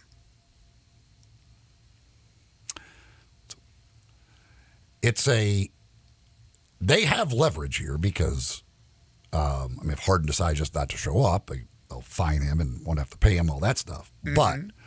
But it would appear as though it is a relationship that is unrepairable at this time. I would think so. Again, I don't know what good it does for Morey to continue to say that. In the meantime, I'm sure behind closed doors, he's seeking out possible trade destinations. This relationship has soured so bad that I don't even think, even though Harden wants to end up with the Clippers, that you care. Now, I know Portland has said with Damian Lillard, they're going to find the best deal possible. And that's what it should be, okay? But it doesn't seem like that relationship was soured with Damian Lillard. Lillard still loves Portland, loves the organization. I don't think, unless I'm mistaken this whole situation, it seems like they're in still pretty good standing. I don't think Lillard, by any stretch of imagination, is going to end up staying in Portland. They're going to find a trade partner, but they want to get the right deal. And so maybe it's not Miami. But if it is Miami, as far as they put out enough that would be coming back to Portland in the trade, I don't think they'd have any problem in satisfying the wishes of Damian Lillard. With Daryl Morey, he probably doesn't care one rat's you-know-what to send him to the Clippers where he wants to end up. So he could say that they plan on keeping him, but I can guarantee you that he is looking at all trade scenarios for James Harden, because you're right. That relationship has absolutely soured beyond repair, and not only is it leveraged, but as George Costanza would say, he's got hand. Daryl Morey's got hand. Well, the thing basically that led to this was that the talks with the Clippers were going nowhere, and they realized they were never going to be able to get a deal done, and that's when he first started talking about the fact that James Harden's going to be, we're basically probably not going to be able to trade him. We're going to have him. And Harden believes that they have, that Morey had promised him a new contract this year, all of that stuff, which they have not done. That's where he calls him a liar, all that stuff. Yeah, I don't know what ends up happening. If you're a team, again, how much are you willing to give up to get James Harden when for a rental, right? Well, everywhere he goes, he's unhappy. He wants out. He ends up wanting out. He tries to force his way out pretty much of every place he's been. But it's not only that. He has 1 year left, right? So if you make a deal and you can't sign him to a long-term deal, get the commitment from, and again, you're right, with Harden, even his word doesn't mean anything. But if you're not going to get a long-term commitment, if you're willing to trade to get Harden, because he still is a talent, then you're not going to make a move. He's not going to go. If, for example, I don't know, the Hawks wanted him. I don't think he's going to want to stay there long term. It would be a rental for one season. I don't know if you're willing to give up a lot for that. He will. Well, the thing is, he wants basically max money in a long-term deal. It's a lot of money. Are you willing to give that to James Harden? I think James Harden will take the money no matter where it is. So you don't think that will be a problem for him as far as the destination? If he's dealt to Minnesota or wherever? I think if they're willing to pay him close to max money, he'll take the money. It's all about the Benjamins? Yes. By the way, did you see... Now, he'll try and force his way out probably in 2 years or a year, but that's just what James Harden does. And then who was it? Was it... He's got a track record. Zach, did you see Kyrie? What did Kyrie say about Harden yesterday? I forget exactly what he said, because people were dogging Harden, and then Kyrie comes to Harden's rescue, and I'm thinking, of all people coming to somebody's rescue, it's Kyrie Irving. And then I will say this: if Daryl Morey basically promised him a new contract and then now is not giving it to him, then that's bad on Daryl Morey. If you told him you were going to give him a new contract after the year, and then you decided you weren't going to, that's not good for Daryl Morey either.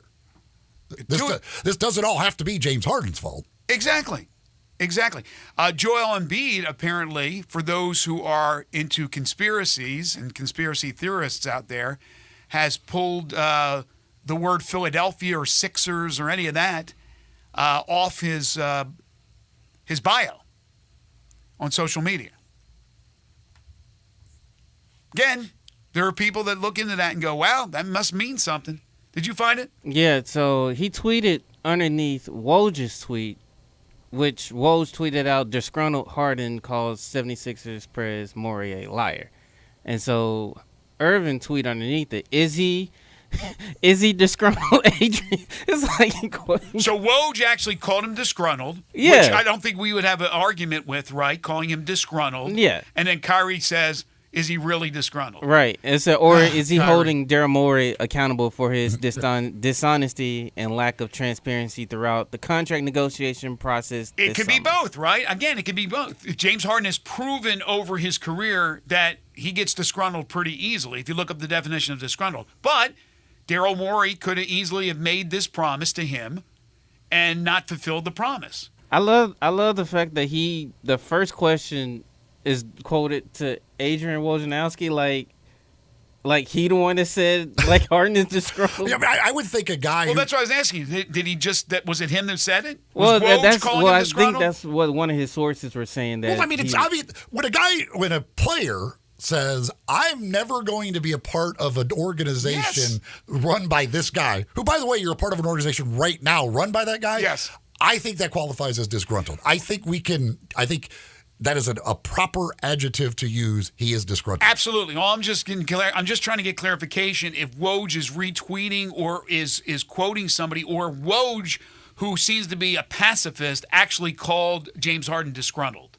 That's all I was asking. I wouldn't think Woj just come out and just call him. He's a lover, not a fighter. What do you mean? Yes, he called him disgruntled because he is. He just said he's not going to be a part of the organization. No. That's disgruntled. I know. I agree 100%. You look up the definition. I'm just saying with Woj, he doesn't usually throw in an opinion. He usually just states facts through his sources. I'm just curious about that. All right, we'll move on.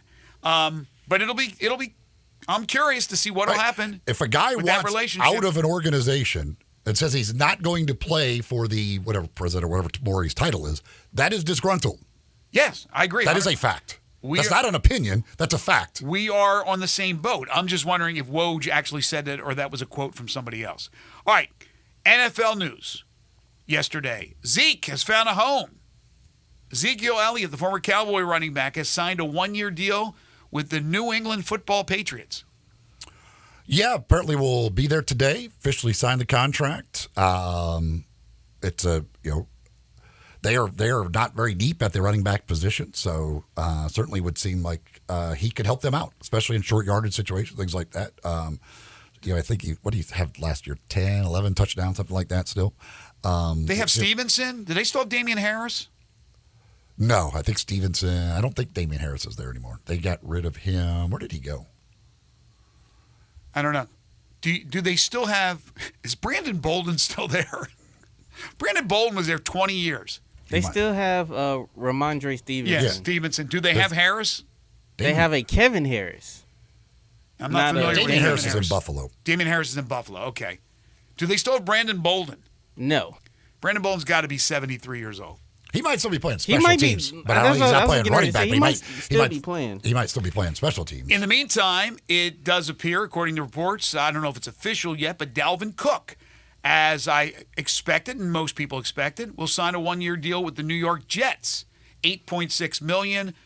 Huge year last year for Dalvin Cook.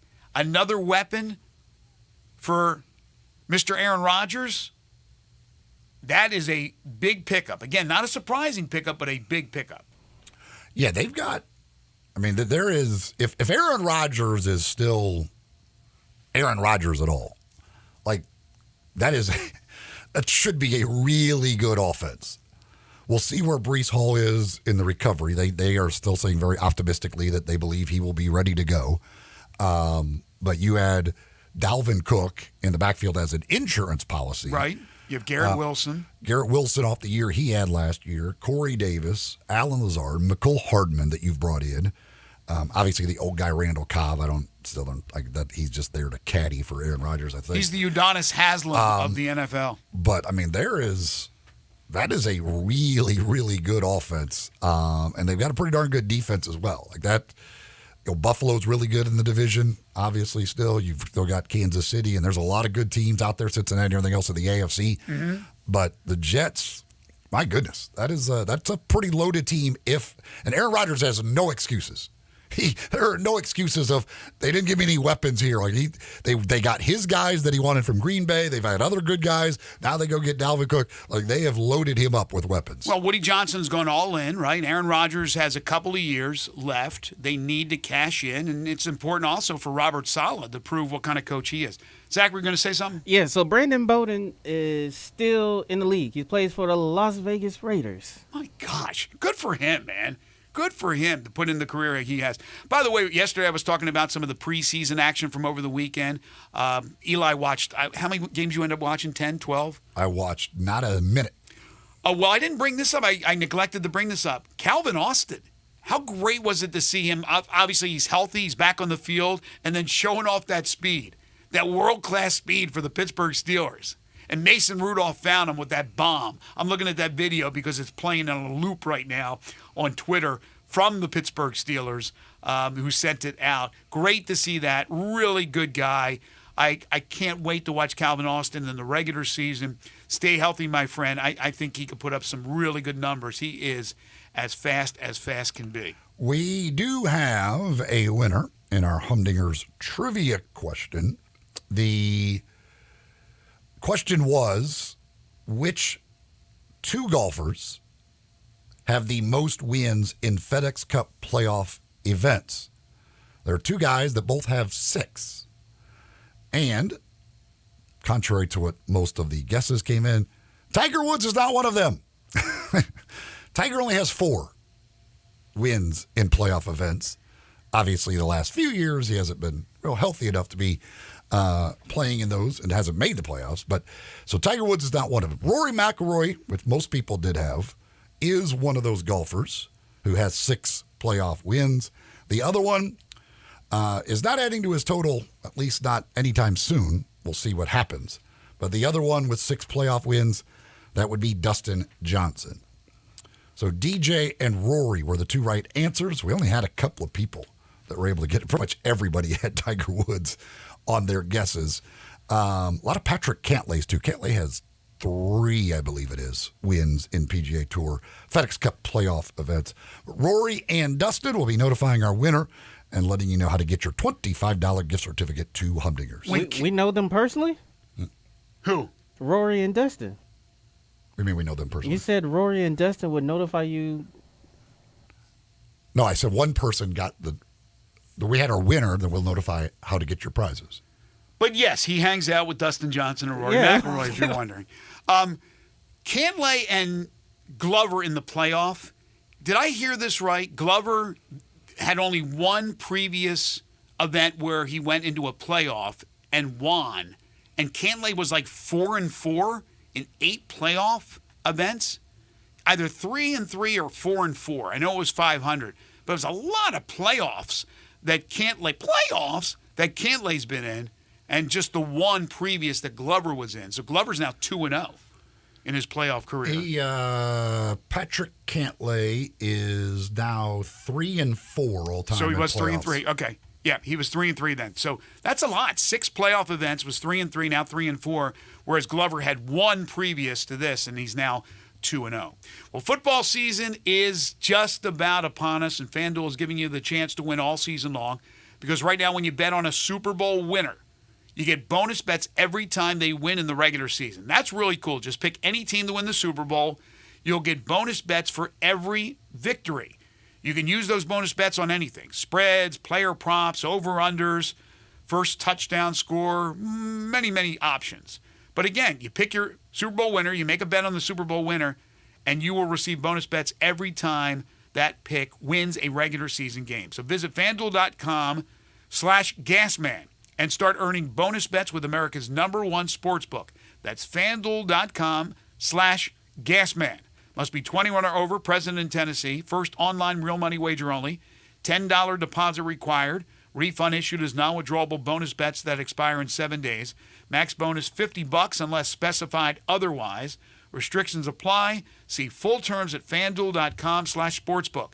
Gambling problem? Call Tennessee Redline at 1-800-889-9789. Coming up, we'll talk college football with USA Today's SEC columnist, Blake Topmeyer. This is Sports 56 Mornings with Greg and Eli on Real Sports Talk, Sports 56, and 98.5 FM. Join the voice of the Tigers, Dave Woloshin, for Wolo and Friends. Weekday mornings from 10 to 11 here on Sports 56 and 98.5 FM. For the latest from the world of golf, tune in every Saturday morning from 9 to 11 for the Golf Shop Radio Show, presented by PlayGolfMyrtleBeach.com, the golf capital of the world. Hosts Mark Greenhelge and Matt Blanchard talk golf from tee to green and everything in between. If you like golf, you're going to love Golf Shop Radio. Before you tee up, drop on in. Welcome to the Golf Shop here on Sports 56. Real sports talk. There's an institution in East Memphis that I love talking about. It's the Spirit Shop at 4848 Poplar Avenue, right down the street from Clark Tower, and it looks like a log cabin. It's been around Memphis since 1969 with a family-owned, friendly, knowledgeable sales staff that is just a wonderful place to go. I love going in and talking wine or bourbons, and they've got such great selection. So if you've not visited the Spirit Shop in a while, it's been remodeled. You'll love what you see when you need spirits. Tell Eddie Wolo said hello. Football season is about to kick off, and FanDuel is giving you the chance to win all season long because right now when you bet on a Super Bowl winner, you can get bonus bets every time they win in the regular season. Just pick any team to win the Super Bowl, and you'll get bonus bets for every victory. You can use your bonus bets on spreads, player props, over-unders, and more. How about Cincinnati? They nearly pulled the trick 2 years ago. I'm riding them. Great quarterback, solid offensive line, talent on defense, and consistency with a coaching staff. Plus, they've got experience in the big games recently. They've been close. I think they finally knocked down the door. So visit FanDuel.com/win and start earning bonus bets with America's #1 sportsbook. That's FanDuel.com/win. 21 plus and present in Tennessee. Bonus issued as non-withdrawable bonus bets that expire 7 days after receipt. Restrictions apply. See full terms at FanDuel.com/sportsbook. Gambling problem? Call TN Redline 1-800-889-9789. Attention, everyone. Family Leisure needs your help clearing out their inventory. Let me say that again. Family Leisure is needing your help to clear out their inventory. And to do so, there are tons of great deals throughout the store. For example, all do-it-yourself pools are $1,000 off. Special 24-foot round pools for less than $2,000. Select play gyms, only $18.99. Hey, if you need patio furniture, they have patio furniture that's now up to 30% off. Spas are in stock. They're up to $1,200 off. Now listen up, because I'm only going to say this once. 24 months, same as cash financing, is now available through this sale. Family Leisure needs your help clearing out their inventory, so come and do your part at Family Leisure. Whitten Road and I-40, where family and fun come together. Sports 56 traffic. Still working an accident on I-40 West at Jackson Avenue. The left shoulder is blocked. Police situation on Coleman at Austin P. Highway. Accident on Elmore at Thomas Road. This is a new accident on Whitten Road at Charles Bryan. That's Whitten Road at Charles Bryan. And then we still working with the accident on East Parkway at Poplar. And then Cox between Central and Cowden. It is closed off due to the train derailment from earlier this morning. This is your Sports 56 traffic update.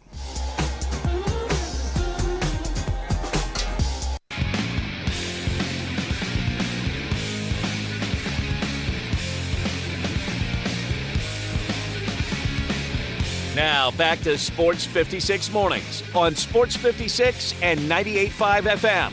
This hour is brought to you by James Gaddis Jewelers. To reveal the full spectrum of its dazzling color. Here once again, Greg Gaston and Eli Savoy. Just a couple of weekends away from the college football season, starting with week 0, which again is so stupid, but it is what it is. So it's always great to talk college football, specifically the SEC with our friend Blake Tomeyer. But again, yesterday, 2 stories that ended up being our lead stories today in the 7 o'clock hour have connections with the SEC. So without further ado, here is Blake Totmeyer, SEC columnist for the USA Today Network. You can follow Blake on Twitter at @BTotmeyer. Hey, Blake. Hey, guys. How you doing?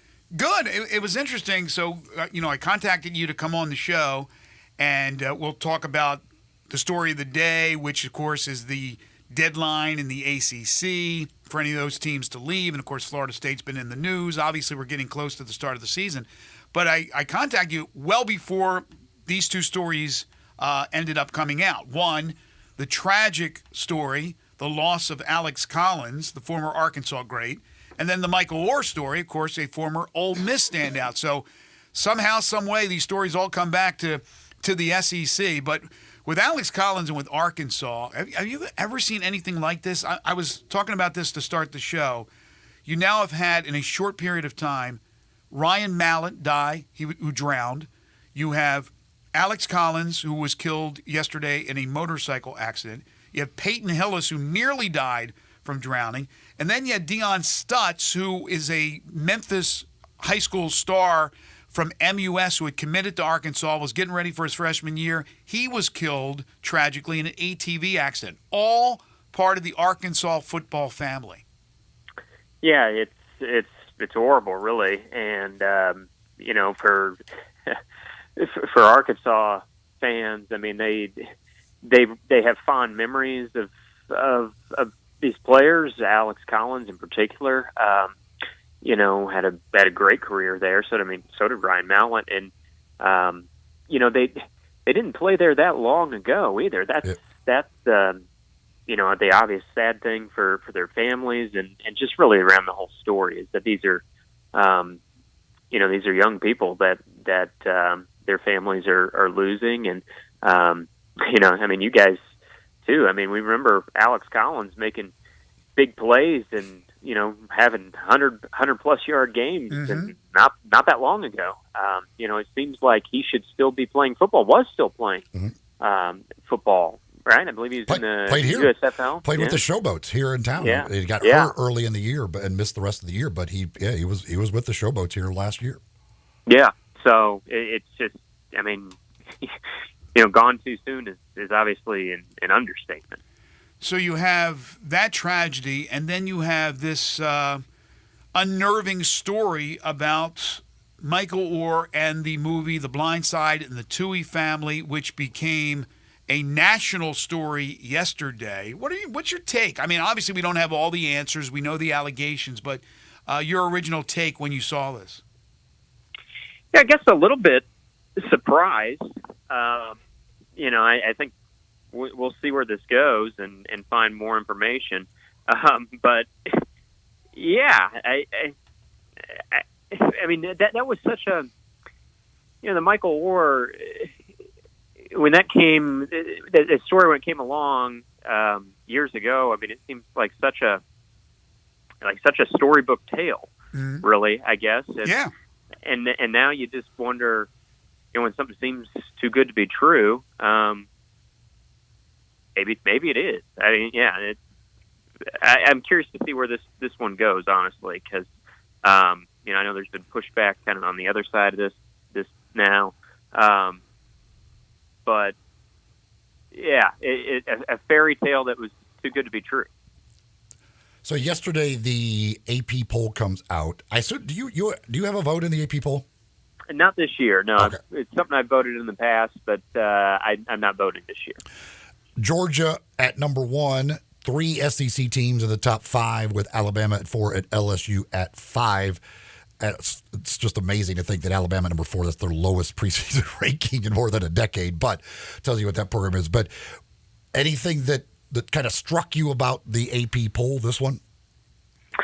No, I mean, it closely mirrored the coaches poll. I think a couple things. One, I think Ole Miss and Texas A&M both have the potential to exceed their preseason rankings.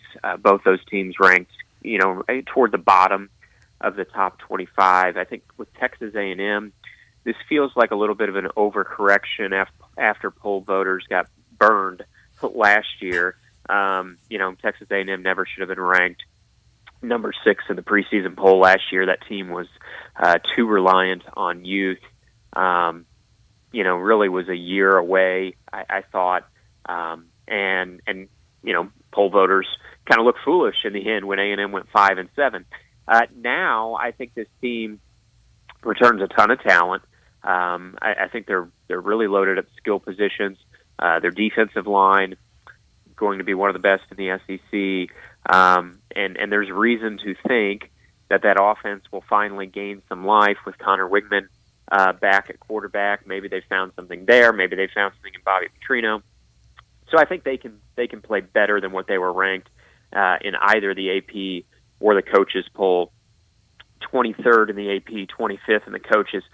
Ole Miss is a team I keep coming back to as high ceiling type team, but also, I could see the season going sideways a little bit as well, maybe a low floor type team, just because, we did see them really fizzle last year after the schedule stiffened. The schedule is going to be tougher this year because Georgia is on this year's schedule. But I keep looking at what Ole Miss did in the offseason, and it's like, I think they're going to be a better team. I mean, they added the 2 group of 5 standouts at wide receiver, and Trey Harris and Zachary Franklin. They added Prescorn, the tight end from Memphis, to give them a couple good tight ends because he unites with Michael Trigg. Mm-hmm. The word coming out of Oxford, is that Jackson Dart is improved.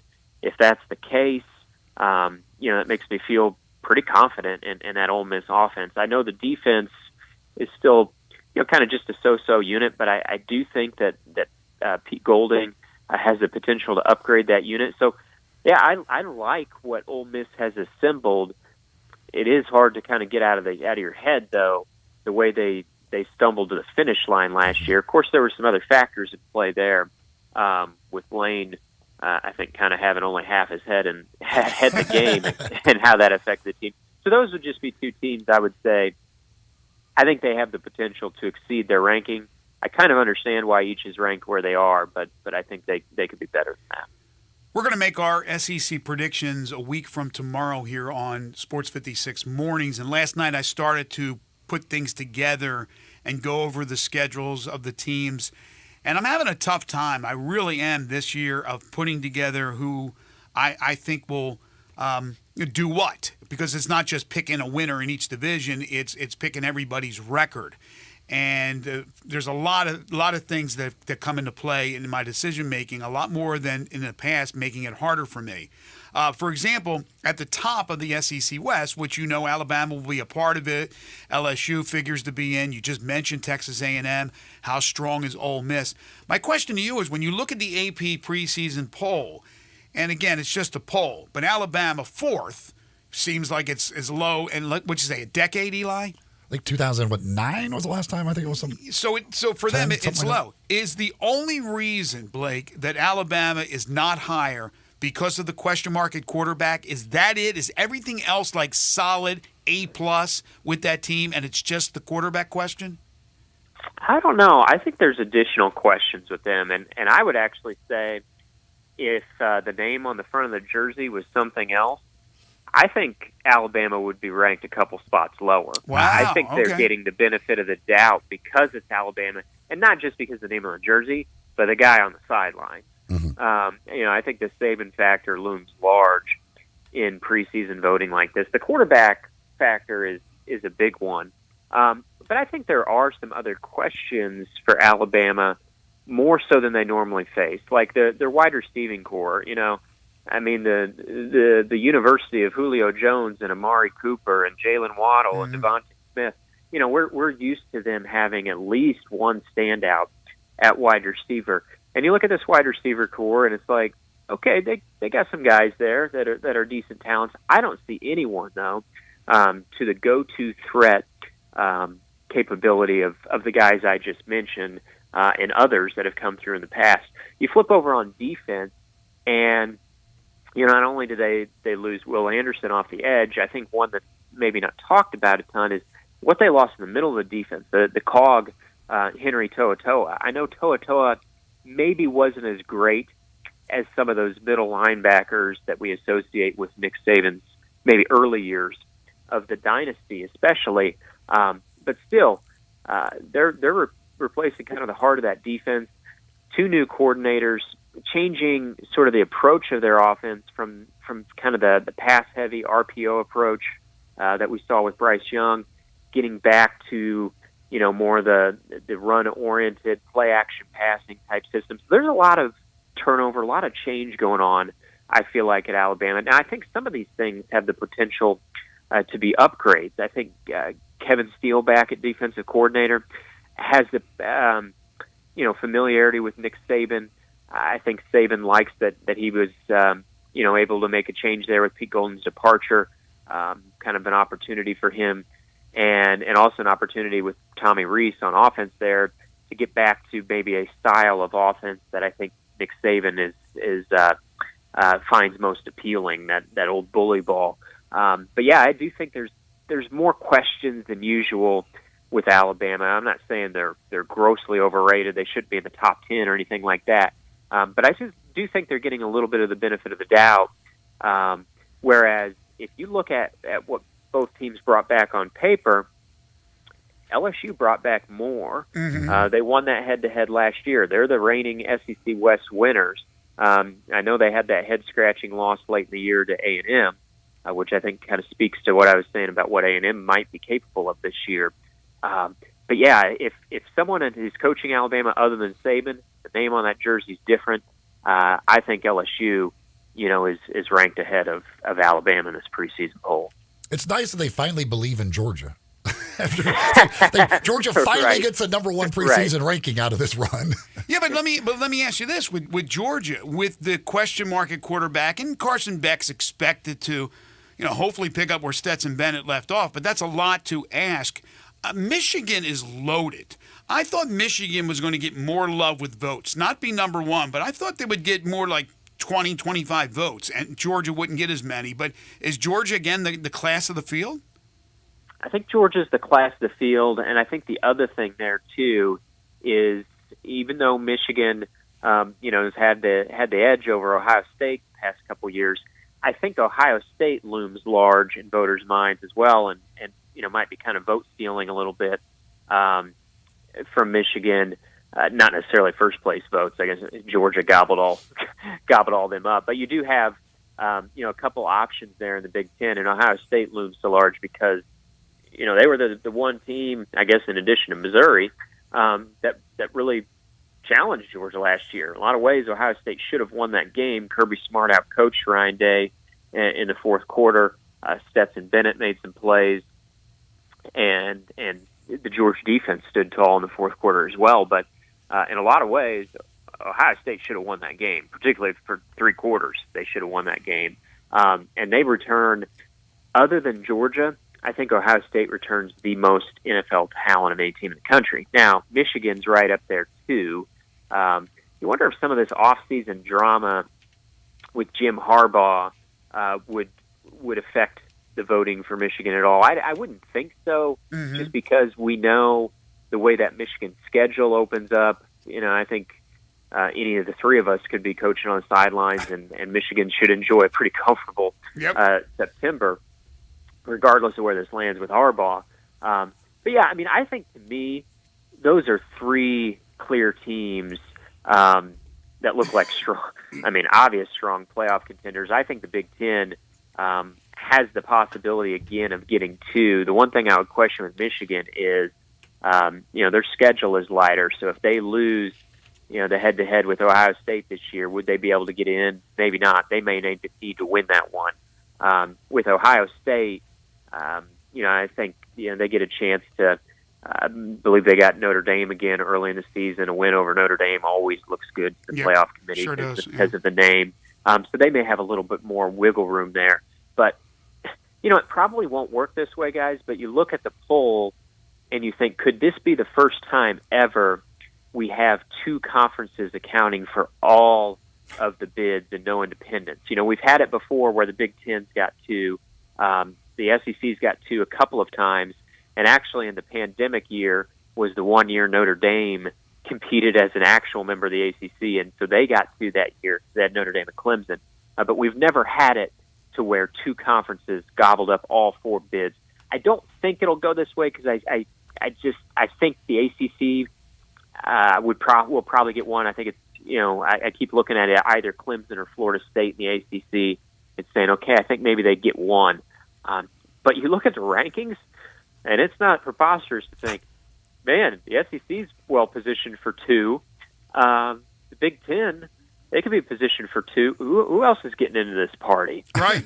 Right. I don't think it'll go that way, but I think you at least have to entertain the preseason possibility that it could when you look at these rankings. But the ACC could use Florida State beating LSU in that first game. Yeah. That's right. Which leads to my final question, and we don't have a lot of time here, but today is the deadline for any ACC team, which includes Florida State, who has made all the noise pretty much to this point, wanting to leave, but you have to make that decision by today if you want to be somewhere else in 2024. The problem is, of course, exit fee money, but also a landing spot. Does not appear that anything's going to happen today, correct? I'm reading the tea leaves the same way. Yes, I agree with you. Blake, it's always a pleasure, man. Pretty soon we get to talk about actual games. Can't wait. Thank you so much. I look forward to it. Absolutely. Okay, sounds good. Keep up the good work. Blake Topmeyer from USA Today Network. You can follow him on Twitter at @BTopmeyer. All right, we'll come back. Final segment in hour number 2. Again, if you missed it earlier, 5 favorite things topic. We'll tell you what it is when we return. That'll be for tomorrow's 5 favorite things. This is Sports 56 Mornings with Greg and Eli on Real Sports Talk, Sports 56 and 98.5 FM. Broadcasting from the Family Leisure Studio, we are Sports 56 and 98.5 FM. So you've decided to get yourself some culture and go to the Orpheum to see a Broadway show. Well, why stop there? Thanks to a partnership with the Orpheum, 117 Prime, Memphis's premier downtown dining destination, is offering the Orpheum pre-show menu. 3 courses just right before enjoying a Broadway show. Choose from a Caesar salad or French onion soup to start, a 7-ounce flank steak or pan-seared salmon for your entree, and top it off with carrot cake for dessert. If you're an Orpheum Perks member, you can get a special price. All this culture and great food thanks to the Orpheum at 117 Prime. Hotsy Pressure Washers and Detail Supplies of Memphis takes it all off. They are the #1 cleaning and equipment provider, period. Big or small, Hotsy has the solution. From hot water and cold water pressure washers to industrial soaps and detail supplies, Hotsy has you covered. For our Sports 56 fans, you get 20% off all detail products, so don't miss out on this amazing deal. Call Hotsy today, 901-379-0550, or visit their showroom, conveniently located at Austin P and I-40. Simple, smooth, and every sip is easy as the last. Tito's handmade vodka tastes just as good with tap water as it does with your favorite mixer. Back in the day, Tito distilled, hand-bottled, taste-tested, sent to a few friends, then taste-tested again to give you the finest juice around. No frills, no flavors, no fancy labels, just the good stuff. Just Tito's. For recipes, videos, and more, visit Tito'sVodka.com. Distilled and bottled in Austin, Texas, 40% alcohol by volume, namely 80 proof, crafted to be savored responsibly. I'm Gary York. I'm the service director at Lexus in Memphis. Our service department wants to be more than just a place where you get your oil changed. We do glass repair, windshield replacement, recalibration of your camera and sonar systems, even wheel repair, tire replacement, all the things you would expect from a luxury automotive dealer. Please check out our website. You can schedule your appointment, check out our specials, hours of operation, or if you'd like to do it in person, please reach out to one of our associates at 901-271-5199.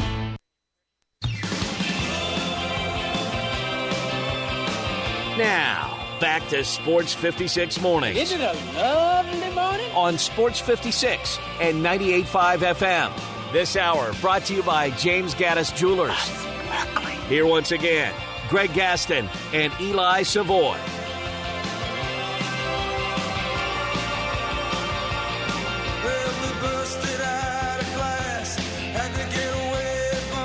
Welcome back, everyone.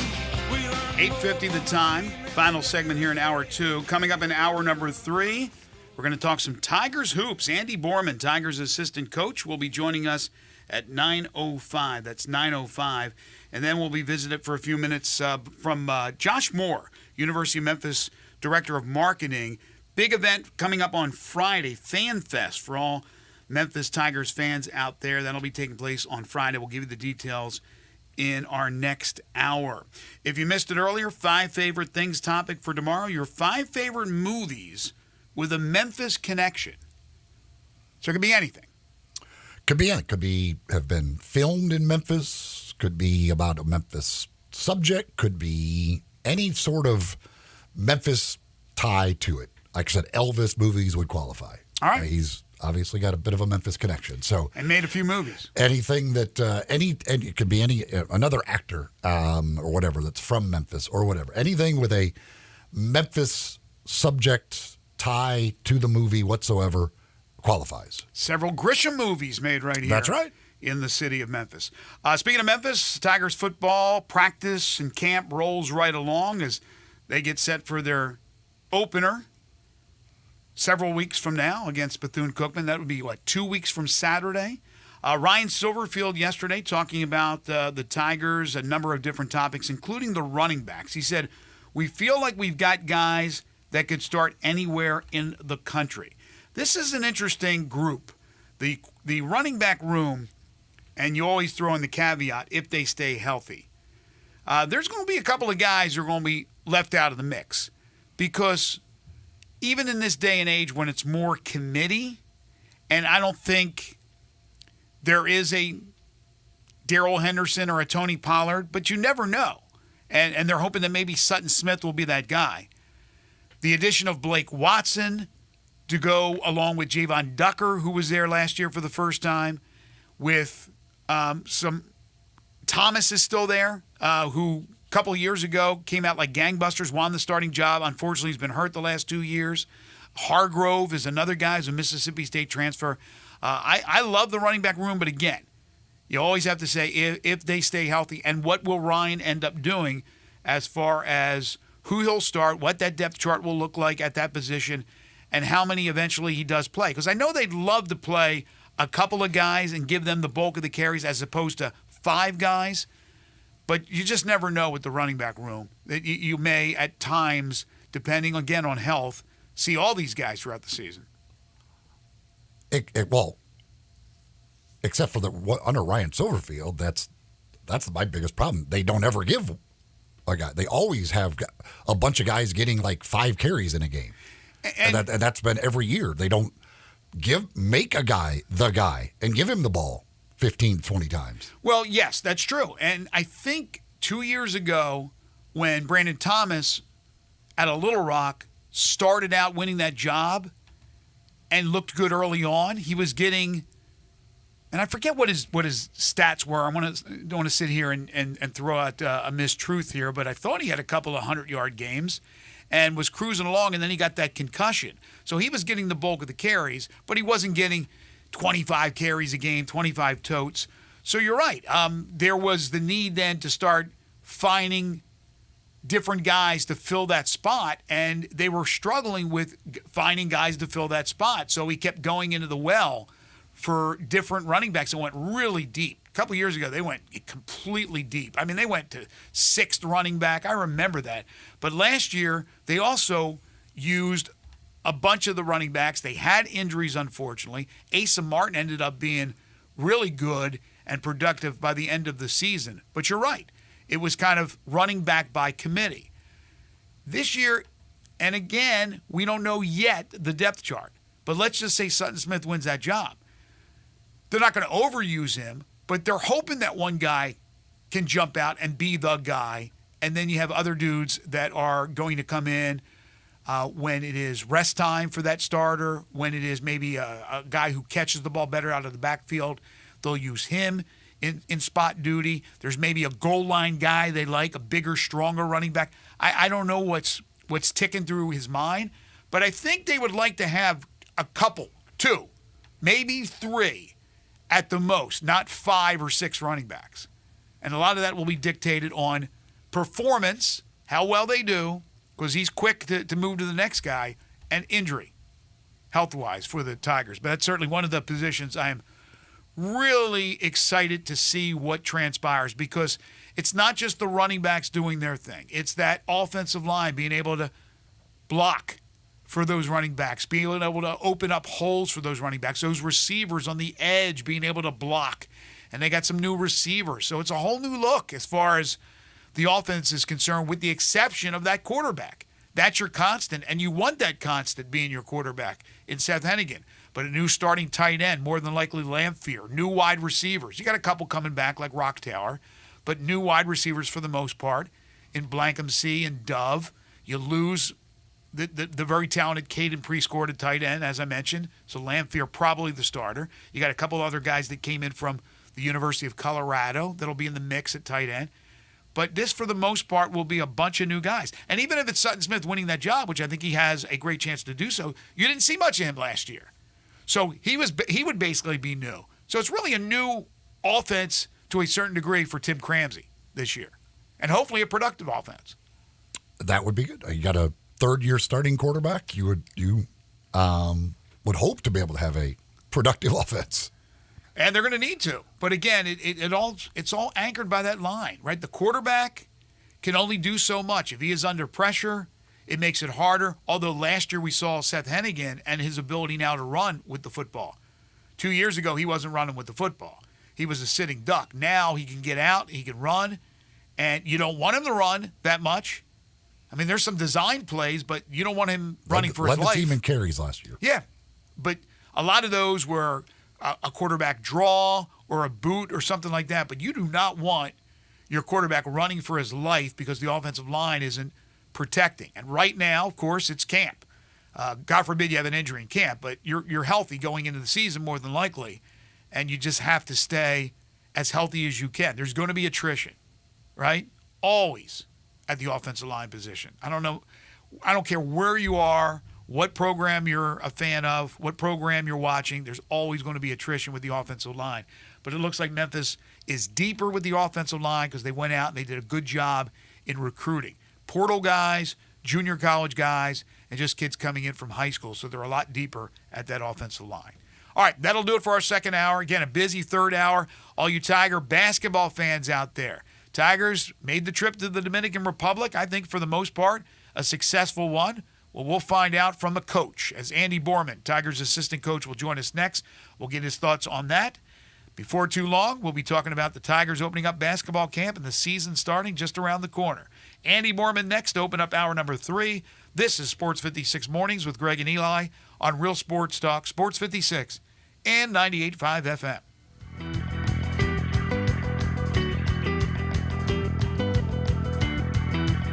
A new era in public safety begins with you. Be the change you want to see. Join us for the Memphis Police Department Hiring Expo, Saturday, August 26, 2023, from 11 a.m. to 3 p.m. at 170 North Main Street downtown. We'll be taking applications, performing basic testing, and interviewing candidates on site. Free parking will be located at Poplar Avenue and Front Street. Salary starting at $60,700. Benefits include a $15,000 sign-on bonus, up to $10,000 relocation assistance. For more information or details, visit joinmpd.com. Nestled in the heart of East Memphis, located corner of Park and Cherry, is a beautiful residential neighborhood. I'm here at Town Village Audubon Park interviewing a new resident, Carolyn. Share with us why you chose Town Village. Well, if your parents or special friends need to make that big move, let me share with you my experience. It was tough for me to leave home, but then I discovered Town Village. I would like to highly recommend Town Village to you and your loved ones. After looking at all the amenities and meeting all the people and staff, I was hooked. From restaurant, bistro, 3 meals per day, housekeeping, transportation, security, health care, physical therapy, exercise room, and even a heated pool and spa. Come see us and make your new home at Town Village. Visit us and call Daniel at Town Village Audubon Park at 901-374-7342. There's no place like home, Town Village. 1912, 1900, 1911, 1853, and now 1837. This is Shell Dunn Rosengarten with Mark's Benstorff Realtors. I have just sold one of the oldest homes in Shelby County. No brag, just fact. I'm very proud of selling homes across the age spectrum, and I can sell yours, whether it was built in the 1800s, the 1900s, the 2000s, or if it's only 2 years old. I may have the worst golf game in town, and I rarely make a par, and forget about birdies, I do real estate. That's why my golf game is so bad. I spend most of my time taking care of my clients. I have a highly successful strategic marketing program and tell people to talk to 2 to 3 brokers, but make sure that I'm one of them. Remember, when you want the job done, call Shell Done. Call me now at 483-0546 or email me at memphisrelocate.com. That's right, relocate is my middle name. memphisrelocate.com or 483-0546. I'm waiting for your call or email. Drive like a pro and support a great cause during the sales drive at Landers Ford in Collierville, Landers Ford South in South Haven, and Landers Ford North in Covington. We've provided over 100 new Fords to be driven by the pros at the FedEx St. Jude Championship. Now they're all being sold with demo prices. That's right, over 100 new Fords driven by the pros are being sold with demo pricing direct to the public. A portion of the proceeds go directly to the St. Jude's Children's Research Hospital. This is a once-a-year opportunity to trade up and drive like a pro while supporting a great cause. Visit LandersMemphis.com or come see us at Landers Ford in Collierville, Landers Ford South in South Haven, or Landers Ford North in Covington. With our Landers Easy Pass, you can get top dollar for your trade-in to help you save even more. Don't miss your chance. Reserve your demo-priced new Ford driven by a pro at the FedEx St. Jude Championship and lock in low APR financing. Remember, if it doesn't say Landers, you paid too much. We are Sports 56, WHBQ Memphis, and W253DF Memphis, Flynn Broadcasting Stations. Sports 56 traffic. We still dealing with a lot of accidents this morning. I-40 West at Jackson Avenue, the left shoulder is still blocked. Coleman at Austin P with the police situation. New accident on I-40 West at I-240 Sam Cooper. The center 2 lanes are currently blocked there. New accident on Wooden Road at Charles Bryan Road. 240 West at Walnut Grove, working accident there. New accidents on Shelby Drive at Hickory Hill, and then also Holmes Road at Lamar. Accident on Airways at Ketchum, and then we still dealing with the train derailment on Cox between Central and Cowden. Now back to Sports 56 Mornings on Sports 56 and 98.5 FM. This hour is brought to you by Acura of Memphis. Okay, this car looks great wrapped around you, Here once again, Greg Gaston and Eli Savoy. Welcome back. 9:02 the time. Hour number 3 here on Sports 56 Mornings. Andy Borman, Tigers assistant basketball coach, joins us in just a moment. Currently sunny and 73 degrees, humidity at 61%. It feels lovely outside, and don't we all deserve it after the weekend that we had? Apparently it's just causing people to run off the road or something. And trains just derail. People are so excited, they got the windows down, they're not paying attention to the road. High today of 83 degrees. Tonight, clear, low of 63. They talk about AI. They know what we're talking about and all that stuff. As soon as I brought up the Tigers, was talking about Tigers football, I get an email, like within 3 seconds, talking about Tigers football, about first college football coach fired odds. And I'm going to go over that a little bit later on. But you can imagine, like, who made the list, which is, again, incredible. Like, do they hear everything we say? I mean, we're just talking about a program, and then all of a sudden a coach with that program comes up in an email that exact second. But we'll talk some college football a little bit later on. We have spoken a lot about college football today, but now it's time to talk some basketball and talk some Memphis Tigers basketball. They just had a, I think, successful trip down in the Dominican Republic, had a little fun, played a little basketball, and got a chance to have those extra practices. And now it's just prep time as the team will open up camp in a couple of months and then get ready for the season. Still some decisions to be made as far as the final roster is concerned, but we are very pleased to be joined by Memphis Tigers assistant basketball coach Andy Borman, who you can follow on Twitter at Andy_Borman. He joins us now on Sports 56 Mornings. Hey, Andy, how are you? Doing good, guys. Good morning. How are you? Doing fantastic. Did you stay away from the salmon? Yeah. I did. So if you got caught up with that, but overall, other than the bad salmon, at least from far away here in Memphis, kind of looking at what happened, watching the games, which were all live streamed, and hearing the stories, it seemed like it was quite a successful trip. How would you look back at what you saw personally and assess it? Yeah, I thought it was great, and I thought it was great, for our guys to get to spend that much time together on the road, right? Where you're really kind of spending every moment of sunshine together, whether that's in the gym or, these guys did some cool stuff. If you follow our social media page, they did some horseback riding and some other cool activities. But no, I thought it was great. And I think we left a closer team. And that's the thing too with these trips for a lot of these guys. Like obviously, some probably the first time maybe they've even been really anywhere like that. It's kind of for some it can be a kind of a once in a lifetime type opportunity to go visit a place like that that's so beautiful and do those things outside of basketball. Absolutely, absolutely, and I think they did it. And I think I couldn't say like what was a first time. But I know that a couple of our guys, it was their first time leaving the country. And I know a couple of our guys, that was their first time going horseback riding.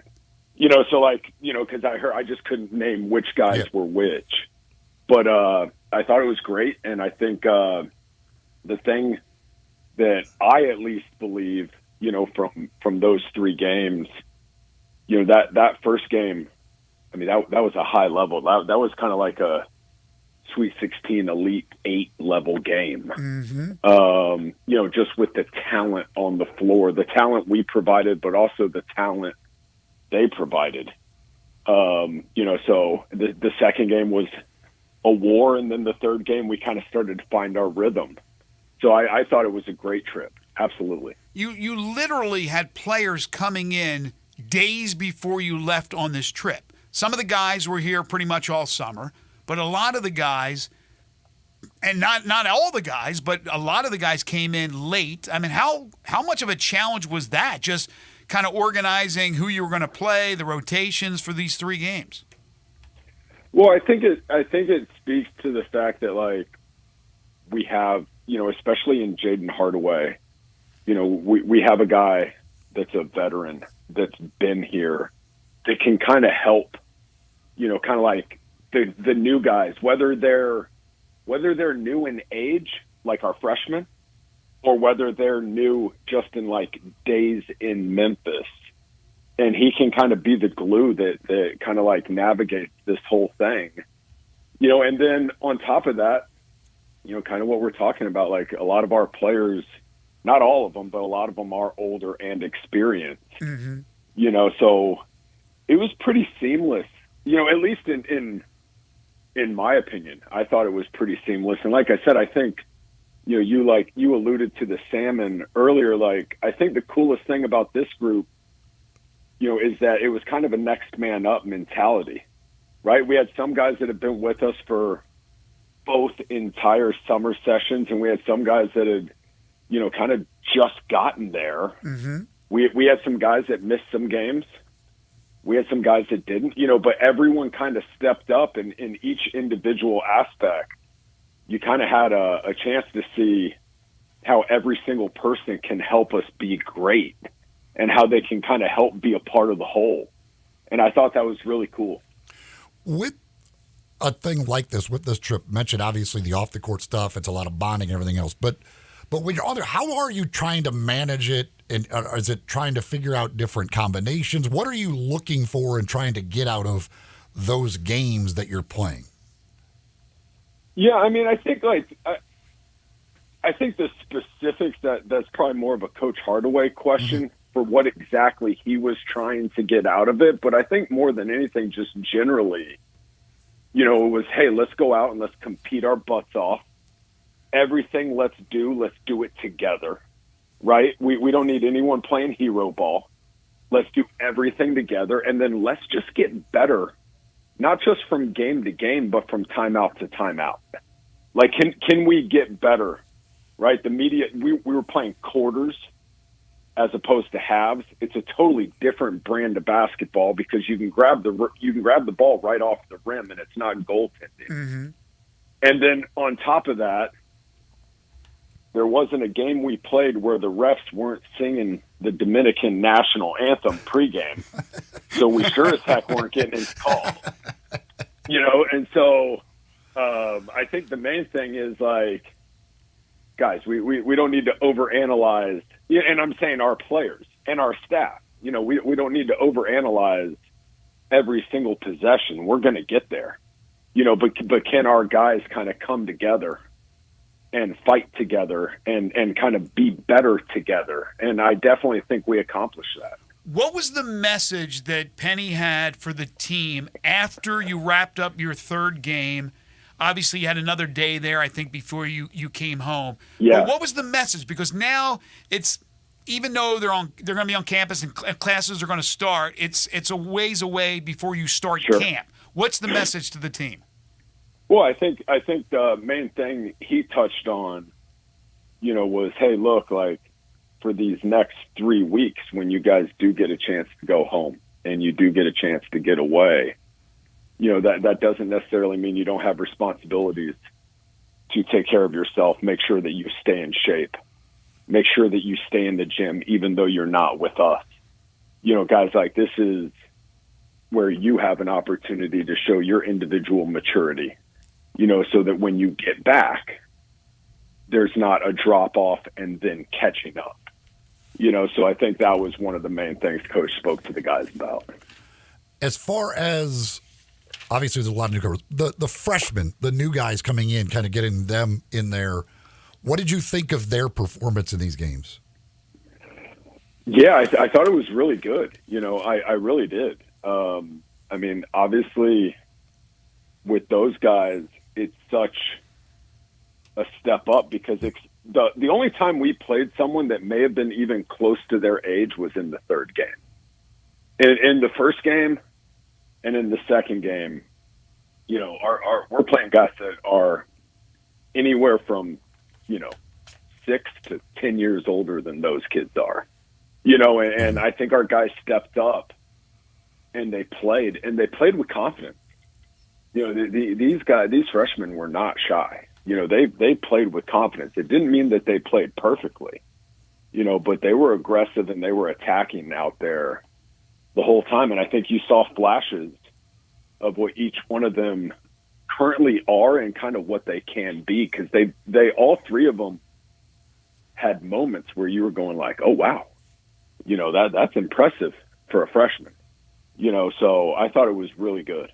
Well, Penny said something to the effect of, it's going to make his job harder because here are these freshmen stepping up, especially Sharon Font. And then, of course, you have his other son, Ashton.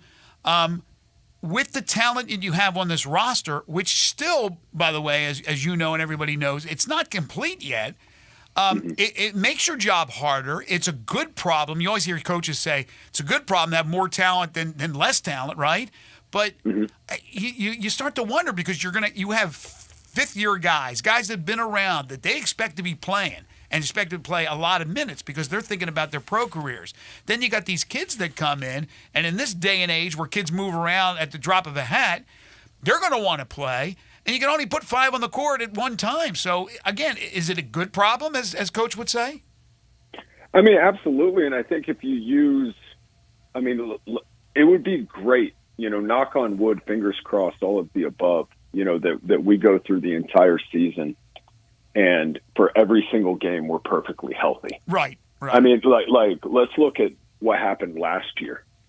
I don't have the stats, but I think I saw something online where it was like out of our top 8 to 10 rotational players, we had more guys miss games than anyone in the country. And I could be off on anyone, but we're top 3. Right, with what Malcolm and Alex Lomax and Jaden Hardaway and Keontae Kennedy. We had so many guys missing games, and that's why I say I think we did get an early indication, with the fact that Caleb Mills missed the second and third game, right? Jaquan Walton missed the third game, right? And guys were just stepping in and stepping up, and I think that's what the season is. Because it's a marathon, and you got to be ready to fight every single game, but it's such a long season. And so depth, talent, cohesion, chemistry, you need it all. With, as you said, some guys missed some games, but you look at each game and there was different leading scorers. Those veteran transfer guys, when you're talking about Walton and Quinterly and Brown and Mills, did you see what you expected to see out of those guys? Yeah, it's exciting. It's exciting, when, because you watch tape on them, but the only one, we saw Jaquan Walton, obviously, because he's at Wichita State. And we saw Quinterly for a little bit because we played him once at Bama. But a lot of these guys, you're kind of seeing what they were somewhere else, and then you get to see them in your own colors, and you get to see them together. It's fun. It's fun. You guys are going to love this team. And as important as that is, we're going to love this team. This is going to be a really fun team to coach. And I think that it'll be evident, not just how talented they are, but how much they get along and how much they complement one another. I think it'll be evident on the court. Well, I think the possibilities are endless. I remember the last time you were on with us earlier in the summer, some of the guys were there, but a lot of them weren't yet. But you talked about positionless basketball. And I know we're in that world of positionless basketball, but I remember harping on, well, I know the roster's not complete because they still don't have a legitimate center, and I know you don't have to have one, but I looked at the Final Four teams last year, and they all had them. And you really didn't have a point guard. Caleb could play point. He was there, a couple other guys. But then in the time between that last interview with you and now this one, went out and got your prototypical 5, who's really good, and your prototypical point guard who's really good. So, yeah, positionless basketball to an extent, but you got guys that all have value at a certain position, including Quinterly and Brown. Yeah, in Penny we trust, right? I mean, enough said. The guy's an architect, and so what he's put together, I think it makes sense. I know, right, that it makes perfect sense. And it makes sense if you want to look at it traditionally. Mm-hmm. And it makes sense if you want to kind of look at it a little more free-flowing. And I think we can go back and forth, and adjust to what the game dictates. Because we have guys that complement each other. Right. And so I think we're going to see some games that are traditional, and I think we're going to see some games that are a little more wide open. And I think Coach Hardaway, I keep saying I know Coach Hardaway has put together something that is going to be able to be successful no matter what type of environment or situation we're in. And now it's just a matter of all of us, whether it's the assistant coaches or the players or anybody, it's a matter of all of us doing our job, so that this can come to reality. I know the answer to this, but I'll ask it anyway. Any idea on a timeline on the DeAndre Williams decision? Golly, I wish I knew, right? that would be incredible. I wish I knew. Trust me, I want to know as much as you guys do. Well, everybody awaits that decision from the NCAA, but David Jones, we know, and he said it, he will be in Memphis here soon. But how weird was that? David Jones playing for the Dominican Republic team. He's a native of the DR, and he's going to be a Memphis Tiger.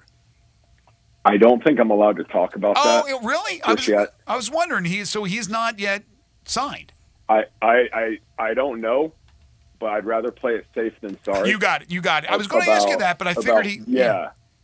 I don't want to... I'd rather play it safe than sorry, but I think where you're going with that question is extremely exciting. Yes. I mean, I'm not going to push the envelope here, but certainly I could have you talk about the talent. But we all saw the talent on display with that national team. I mean, again, you're looking here at August 15th, knowing that there could be some more additions to this team. And what's extremely important, Andy, and you know this, and Memphis, and you've only been here for several years, but every single start to the season, they're playing in a big tournament. And this year, you're going down to the Bahamas. More Caribbean, more. Stay away from the salmon, but more Caribbean time for you guys. But it's pivotal for the Tigers in that non-conference to do damage, because we know, look, the conference it's going to be competitive, but it's not as strong as it was when you lose a national power like Houston. So the non-conference is going to be pivotal. So that means you guys have to be really good early on. And when you have all these new faces and all these new players, having those extra practices was big. But now once you finally get a finalized roster, it's once camp starts, you guys all have to be on the same page and be really good from the get-go. Yeah, absolutely. And I would just add one thing. We need, during the non-conference, we need everyone else in our conference to do well too. Sure. We need Florida Atlantic and North Texas, and UAB, and everybody. We had, I believe I'm right, didn't we have both of the NIT championship teams? Yes. Are now, so we need these guys to come out of the gates firing also. And we're gonna try our best to do our job. But I think that's what will really help our conference, right? So that at the end of it, we're talking about, being a 3-bid, 4-bid plus league, as opposed to getting to the end of it and it being a 1 or 2. And I think that all starts with everybody kind of like, doing their job early. Well, I hear you. 3 or 4 bids from this league, I think would be a miracle. But it has to be a competitive league, and some of these teams play over their head. I'm completely in agreement with you. No question about it. But again, it puts the importance of the early season at stake, and it's every year with the Tigers. That's why it seems like last year you guys were an 8 seed, correct? Yes. Yeah, and I think the year before that they were a 9, and then obviously didn't make the tournament the years prior. So to get out of that 8-9 or that 7-10 and be a 5 or a 4 or something like that, it's really doing damage in the non-conference, and then not having bad losses in the conference. And Penny has put together a very challenging schedule for you guys. He's out there trying to get everybody to play a home and home. If he could have his way, he'd play Duke. Right, Andy? He'd play Duke if he could. If he could have his way, we'd probably end up playing the Golden State Warriors. Coach Hardaway is all about competition. Iron sharpens iron. The thing he talks about, isn't just making Final Fours. It's winning championships. And to win those type of games, you got to have experience playing in those type of games. Right. You do. And our conference, I think, is way stronger than anyone will give it credit for. And I hope, kind of what I said earlier, I hope that during the non-conference, these guys step into that, so that we have evidence to back up that belief. But our job is to focus on us, and Coach has laid out, a schedule that is not short of competition. And so we're going to be battle tested, man. We're going to be battle tested. And I think it's important for us to get those guys early. It is, but I think it's even more important to get them late. Let's win those games in November, but let's win them in March and early April too. Right? Let's do a little bit of both. Absolutely. Final thing for you. So the guys are away now. Once classes start, they'll be back on campus. And then until camp officially opens, what is the rule as far as how many hours can you spend with the guys and all that before camp officially opens up? Yeah, I believe, and I got to look at it, but I believe, official practice will start October 15-ish. Mm-hmm. And so I think before that, it's the hours restriction, right? It's right. It's 4 hours on court, 4 hours in the weight room. And I could be wrong on that. It could be different, but the one thing is obviously we're going to play by the rules, but our guys need to spend their time with us getting better, and they need to spend their time on their own getting better. And that's the key, and you can't force them to do anything, but if they want to do it, they'll do it. And that's where you get better. Yep. That's a great point, because you're limited on what you can do with them. They need to be together, find that that camaraderie, right? And have that ready to go at the beginning of the season. It's pivotal to do it on their own. And you would imagine that these guys, especially the veterans, are coming in to do that. They're on a mission to get to the tournament and do damage once they get to the tournament. But I'm in total agreement, Andy. I'm really excited about this team. I know the fans are. I think the possibilities are limitless. And like we've been talking about, there's still going to be some decisions made on the final roster before it's all said and done. But I think it could be a really special year. He's Andy Borman, Memphis Tigers assistant basketball coach. You can follow him on Twitter at Andy_Borman. Always a pleasure, Andy. We'll talk to you down the road. Have a great day. You as well. Appreciate it. Pinnacle Roofing and Restoration for all your roofing and home repair needs. Call Brandon McCullough at 901-438-5084 or go online to newroofmemphis.com. If you're looking for financing to finance that roof, the repairs, or that new roof, they have all these options for you at Pinnacle.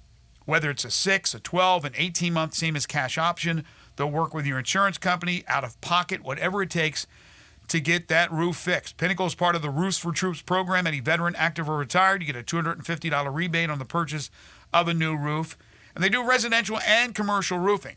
So business owners and property managers, also homeowners, obviously, if you have a leak or any other roofing problem, call Brandon. They'll come out and do a free roof inspection. They're licensed, bonded, and insured, and a member of the Better Business Bureau. Again, this is a locally owned and operated company.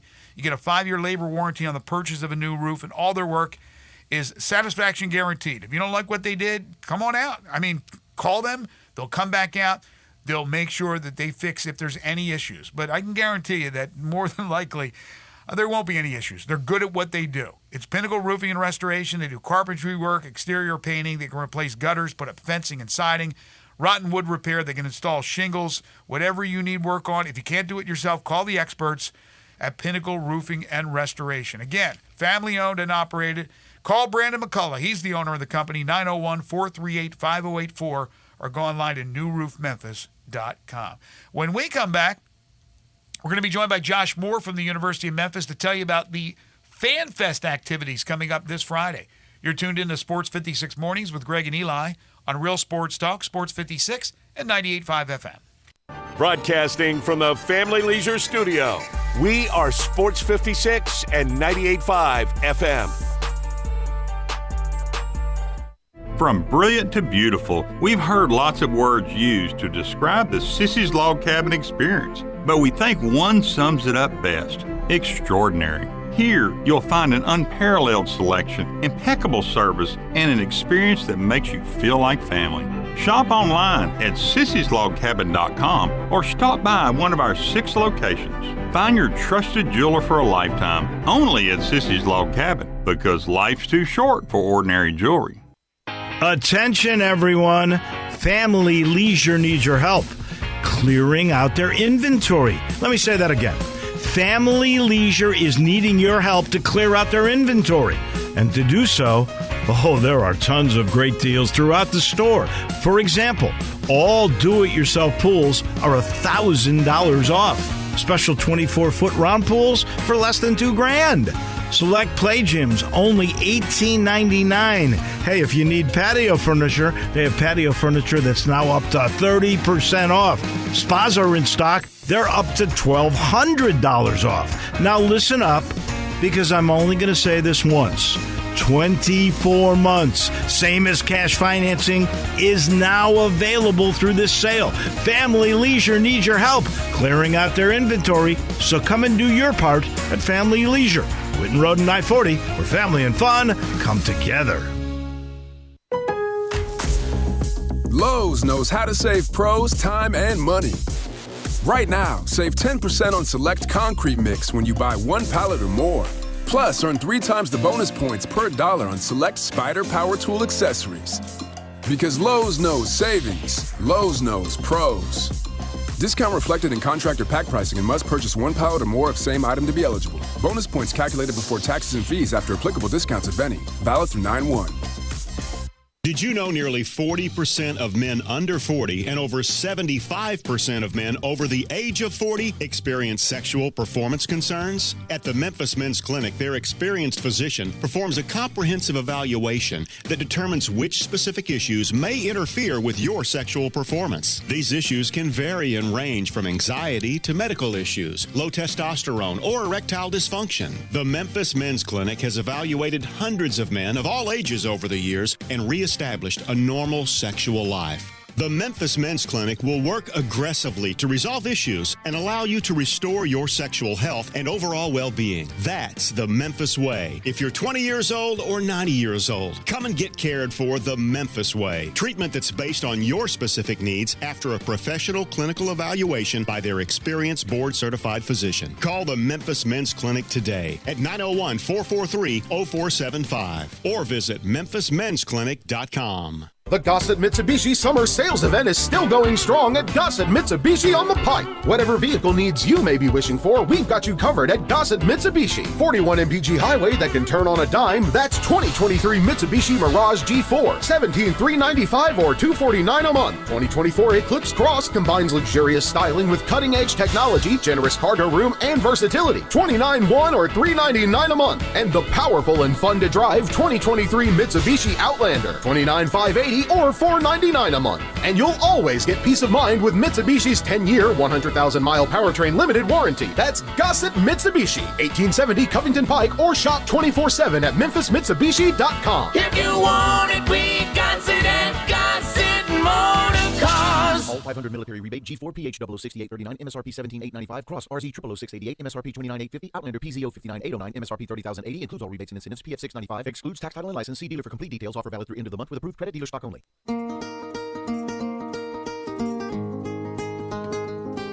Now back to Sports 56 Mornings on Sports 56 and 98.5 FM. This hour is brought to you by Acura of Memphis. Get them to sign on the line which is dotted. Here once again, Greg Gaston and Eli Savoy. Gonna put the world away for a minute, pretend I don't live in it.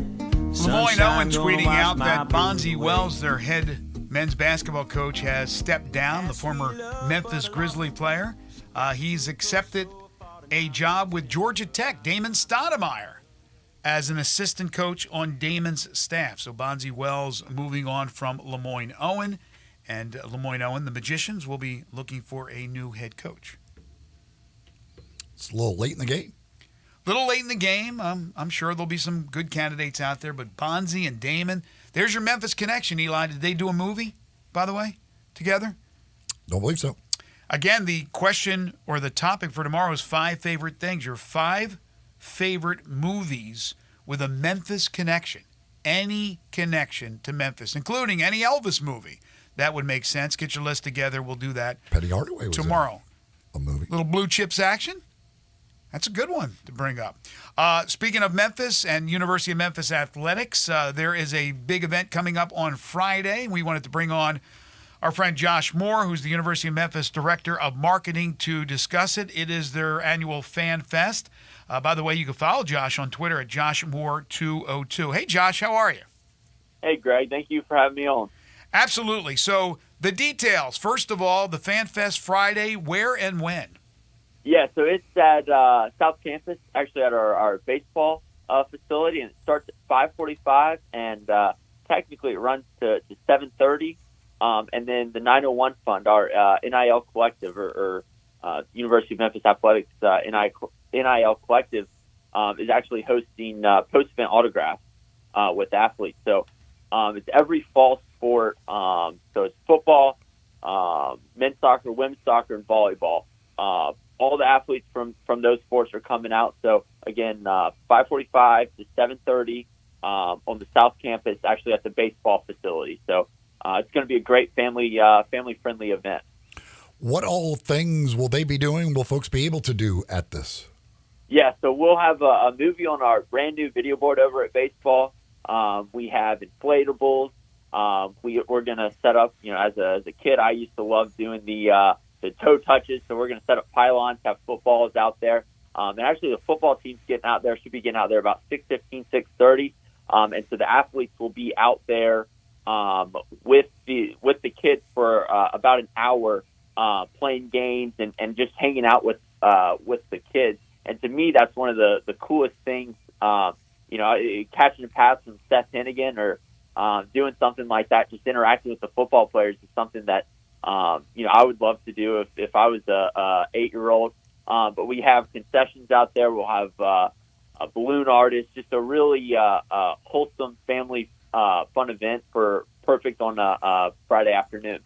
And this is, of course, free of charge for any Tiger fan to come and participate, correct? Yep, free parking and free admission. So free everything besides the beers.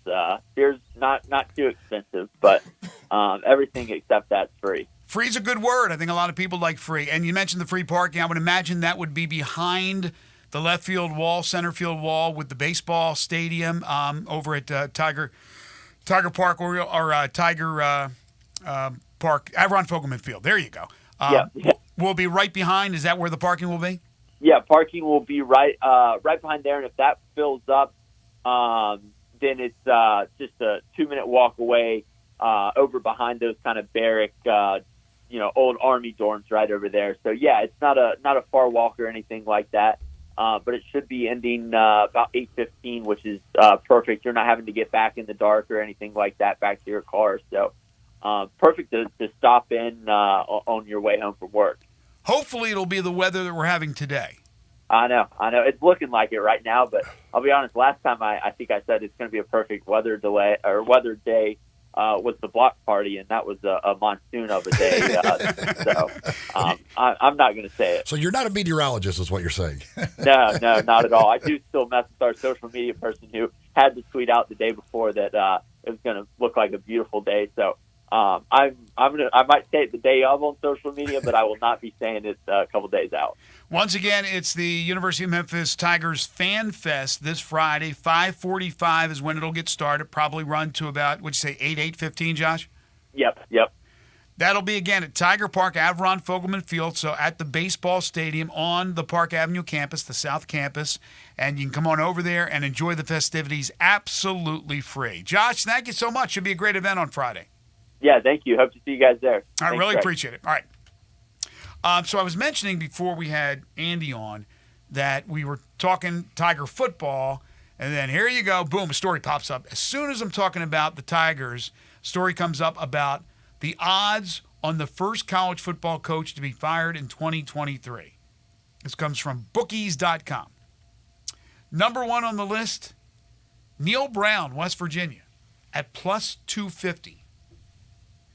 Ren Baker's had enough. He doesn't have to deal with now a football head coach being fired. Have to make that decision. He's dealt with the Bob Huggins thing. And by the way, what's the latest with that? Has anything else come of that? Bob Huggins still thinks he's the coach? Is he in his office? He might still be in rehab. I don't know. I mean, so he's had to deal with that. Ren Baker, hopefully for his sake, doesn't have to deal with a coaching firing.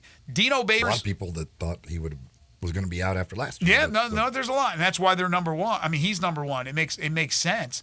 Dino Babers, Syracuse, plus 400 is number two. I like Dino Babers. I think he's a really good coach.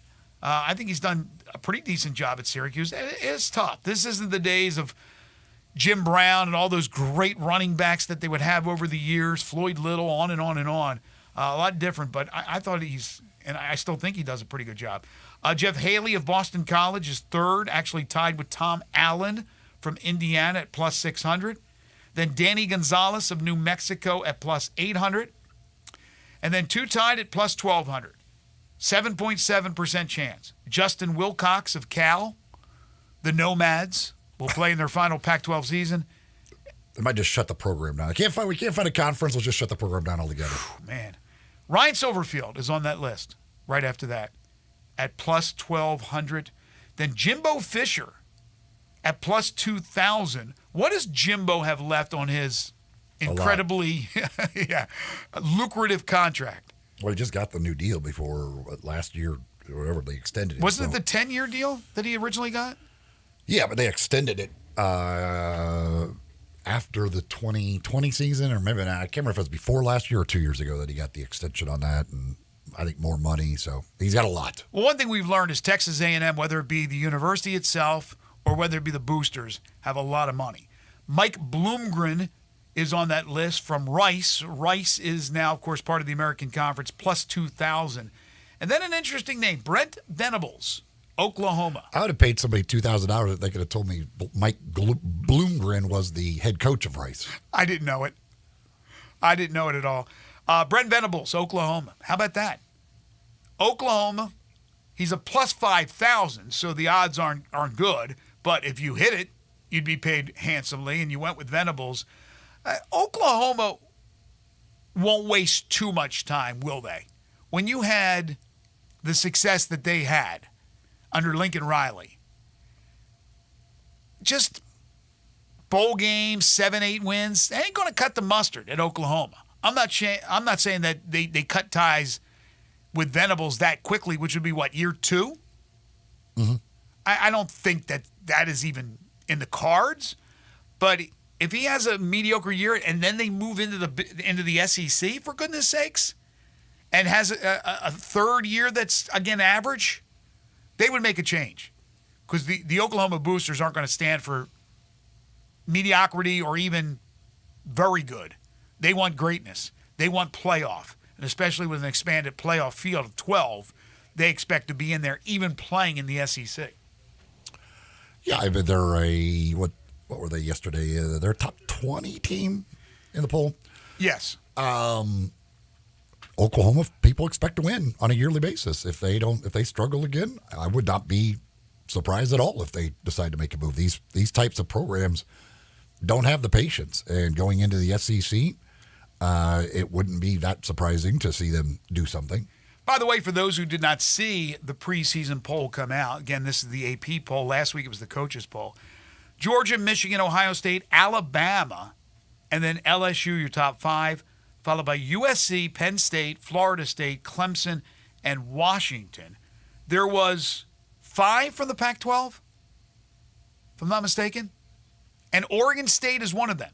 Oregon State, the Beavers, have a good football program and yet do not have a home after this next season. Tough times. Tough times for the Beavers. Other schools of note, Tennessee, number 12, Ole Miss, 22, Texas A&M, 23, Tulane from the American, the defending champions, are in at 24.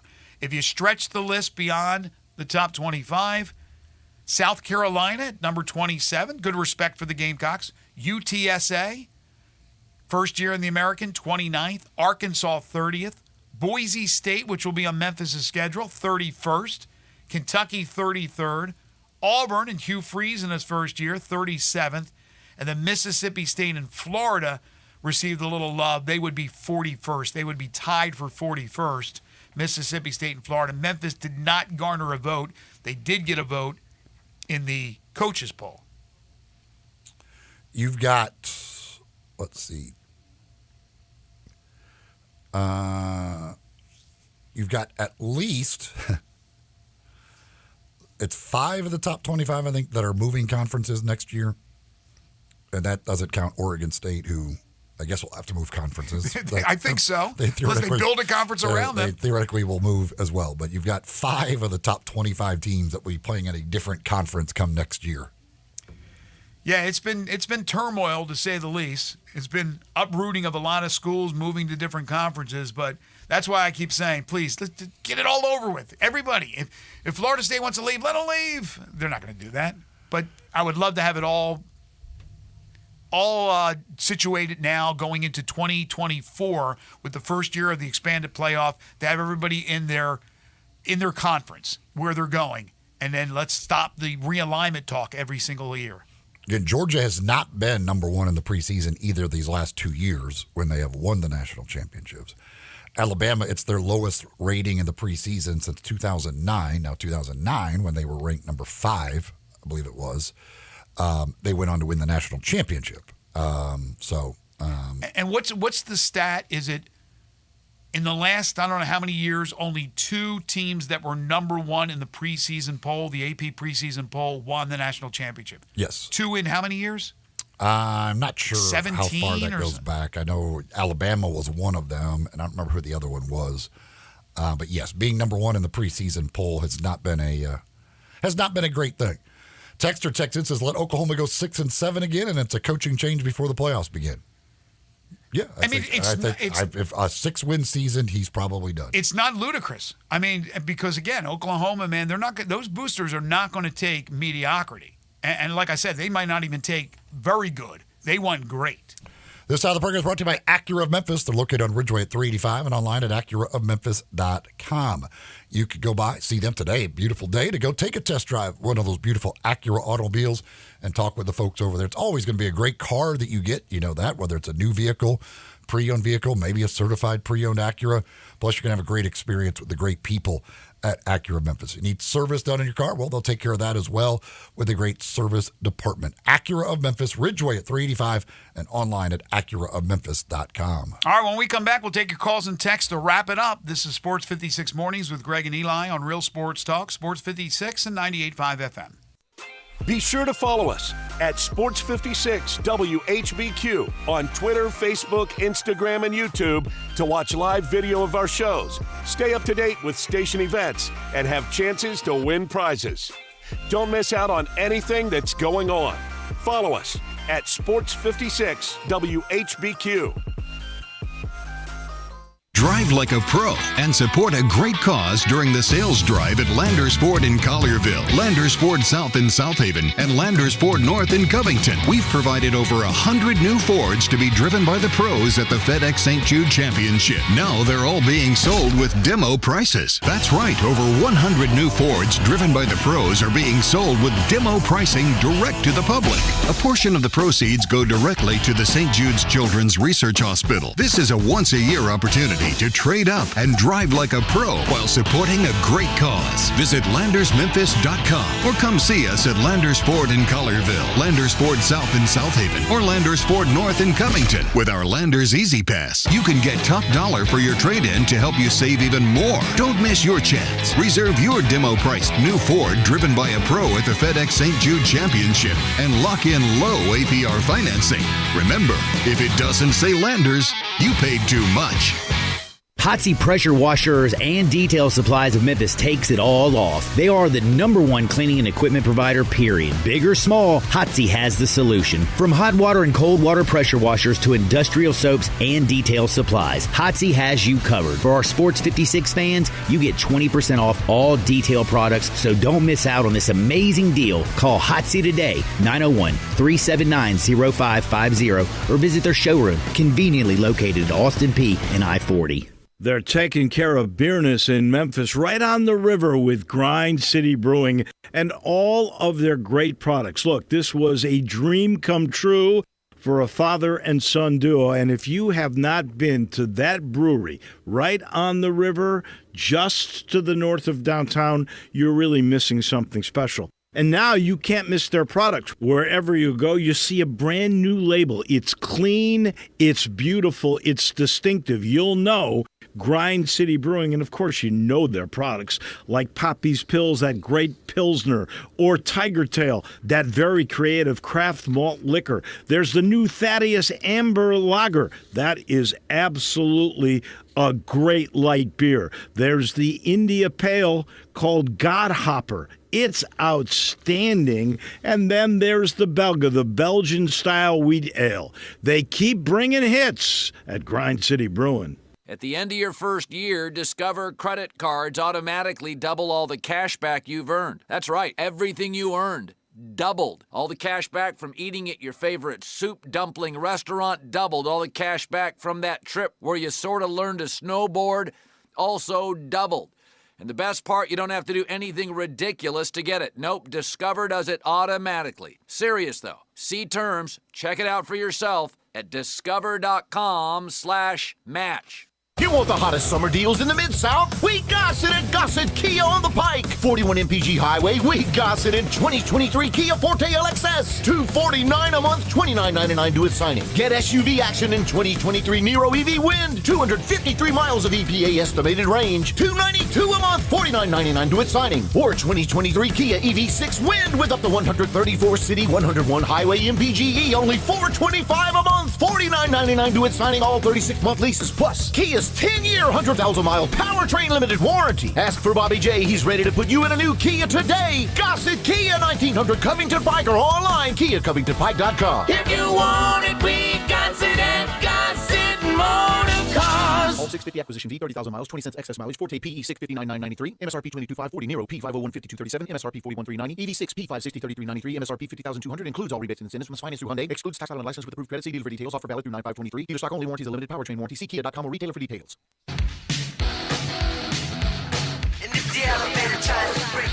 Now, back to Sports 56 Mornings on Sports 56 and 98.5 FM. This hour is brought to you by Acura of Memphis. Grease lightning. Here once again are Greg Gaston and Eli Savoy.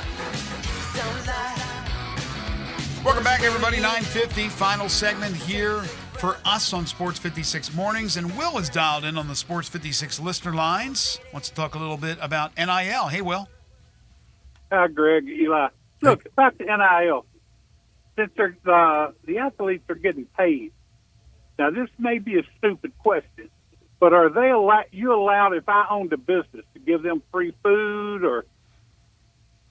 No. Or no, it has to be like if you make an NIL deal with them, you theoretically, I guess you could, but you can't just give them free food. Right.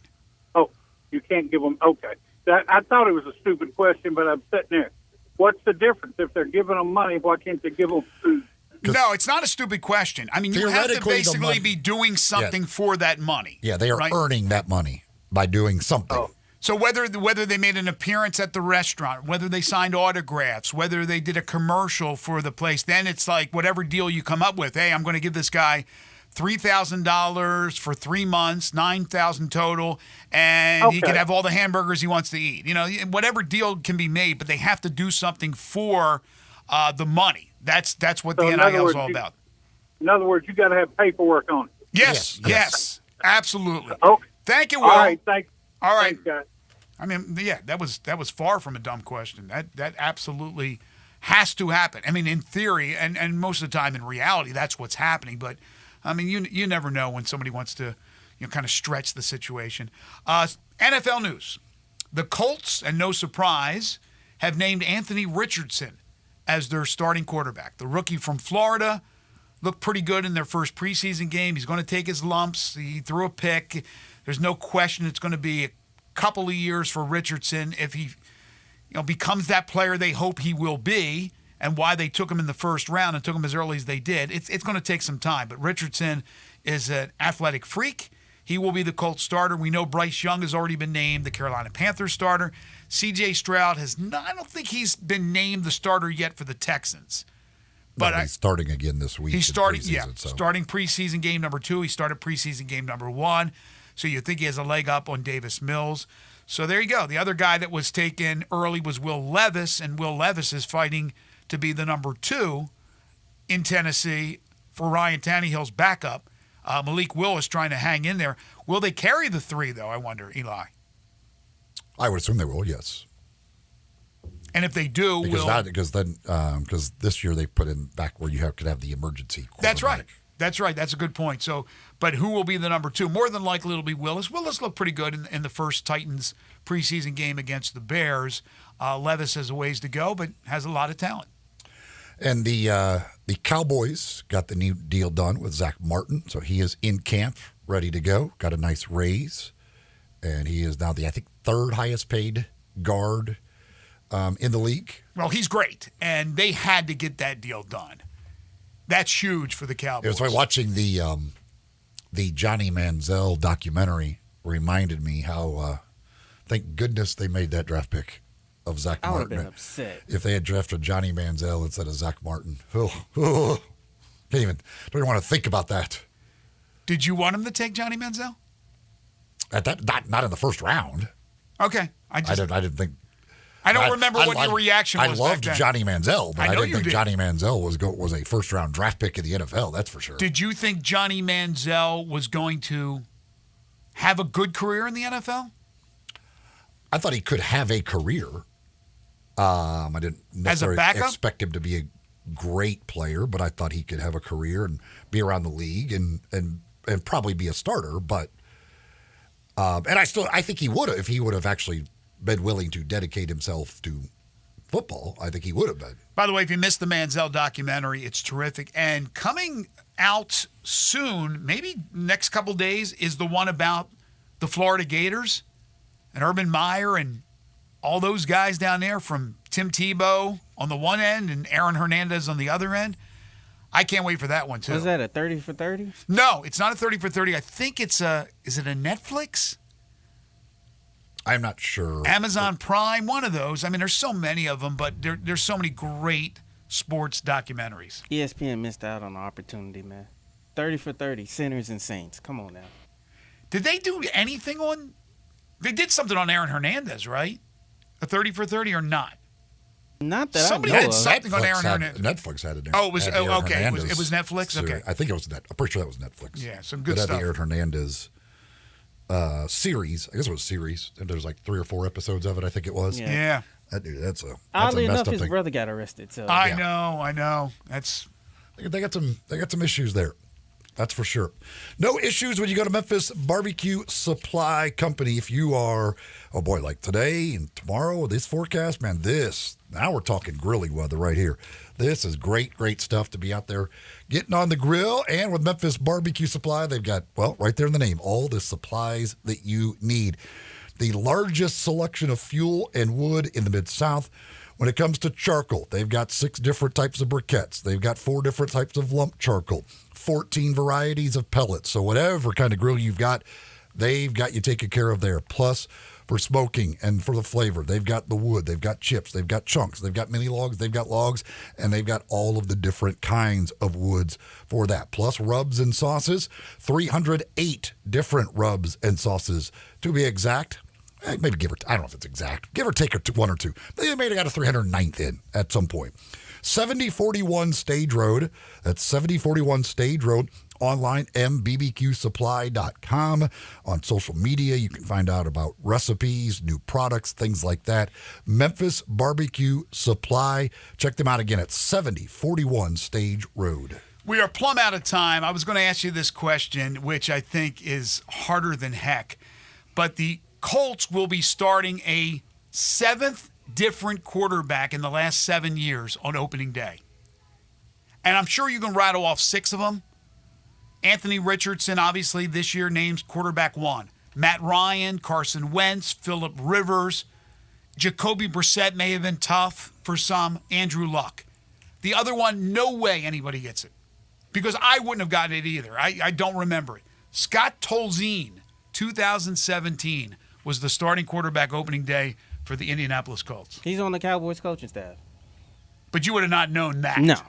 I don't think even the Colts knew that. I would have went with Brian Hoyer. Always a good solid guess.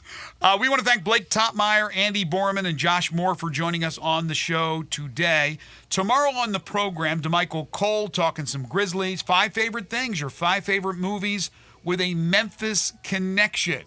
Any type of Memphis connection. Get your lists together and get them in. I will not be working tomorrow. It'll be Eli and Zach, so tune in starting bright and early at 7 a.m. Wolo and Friends is coming up next. Wolo is off today. Jay Morgan Harder, Bryant Dacus sitting in for Wolo. For Eli Savoy and Zach Boyd, I'm Greg Gaston. Have a great day, everybody.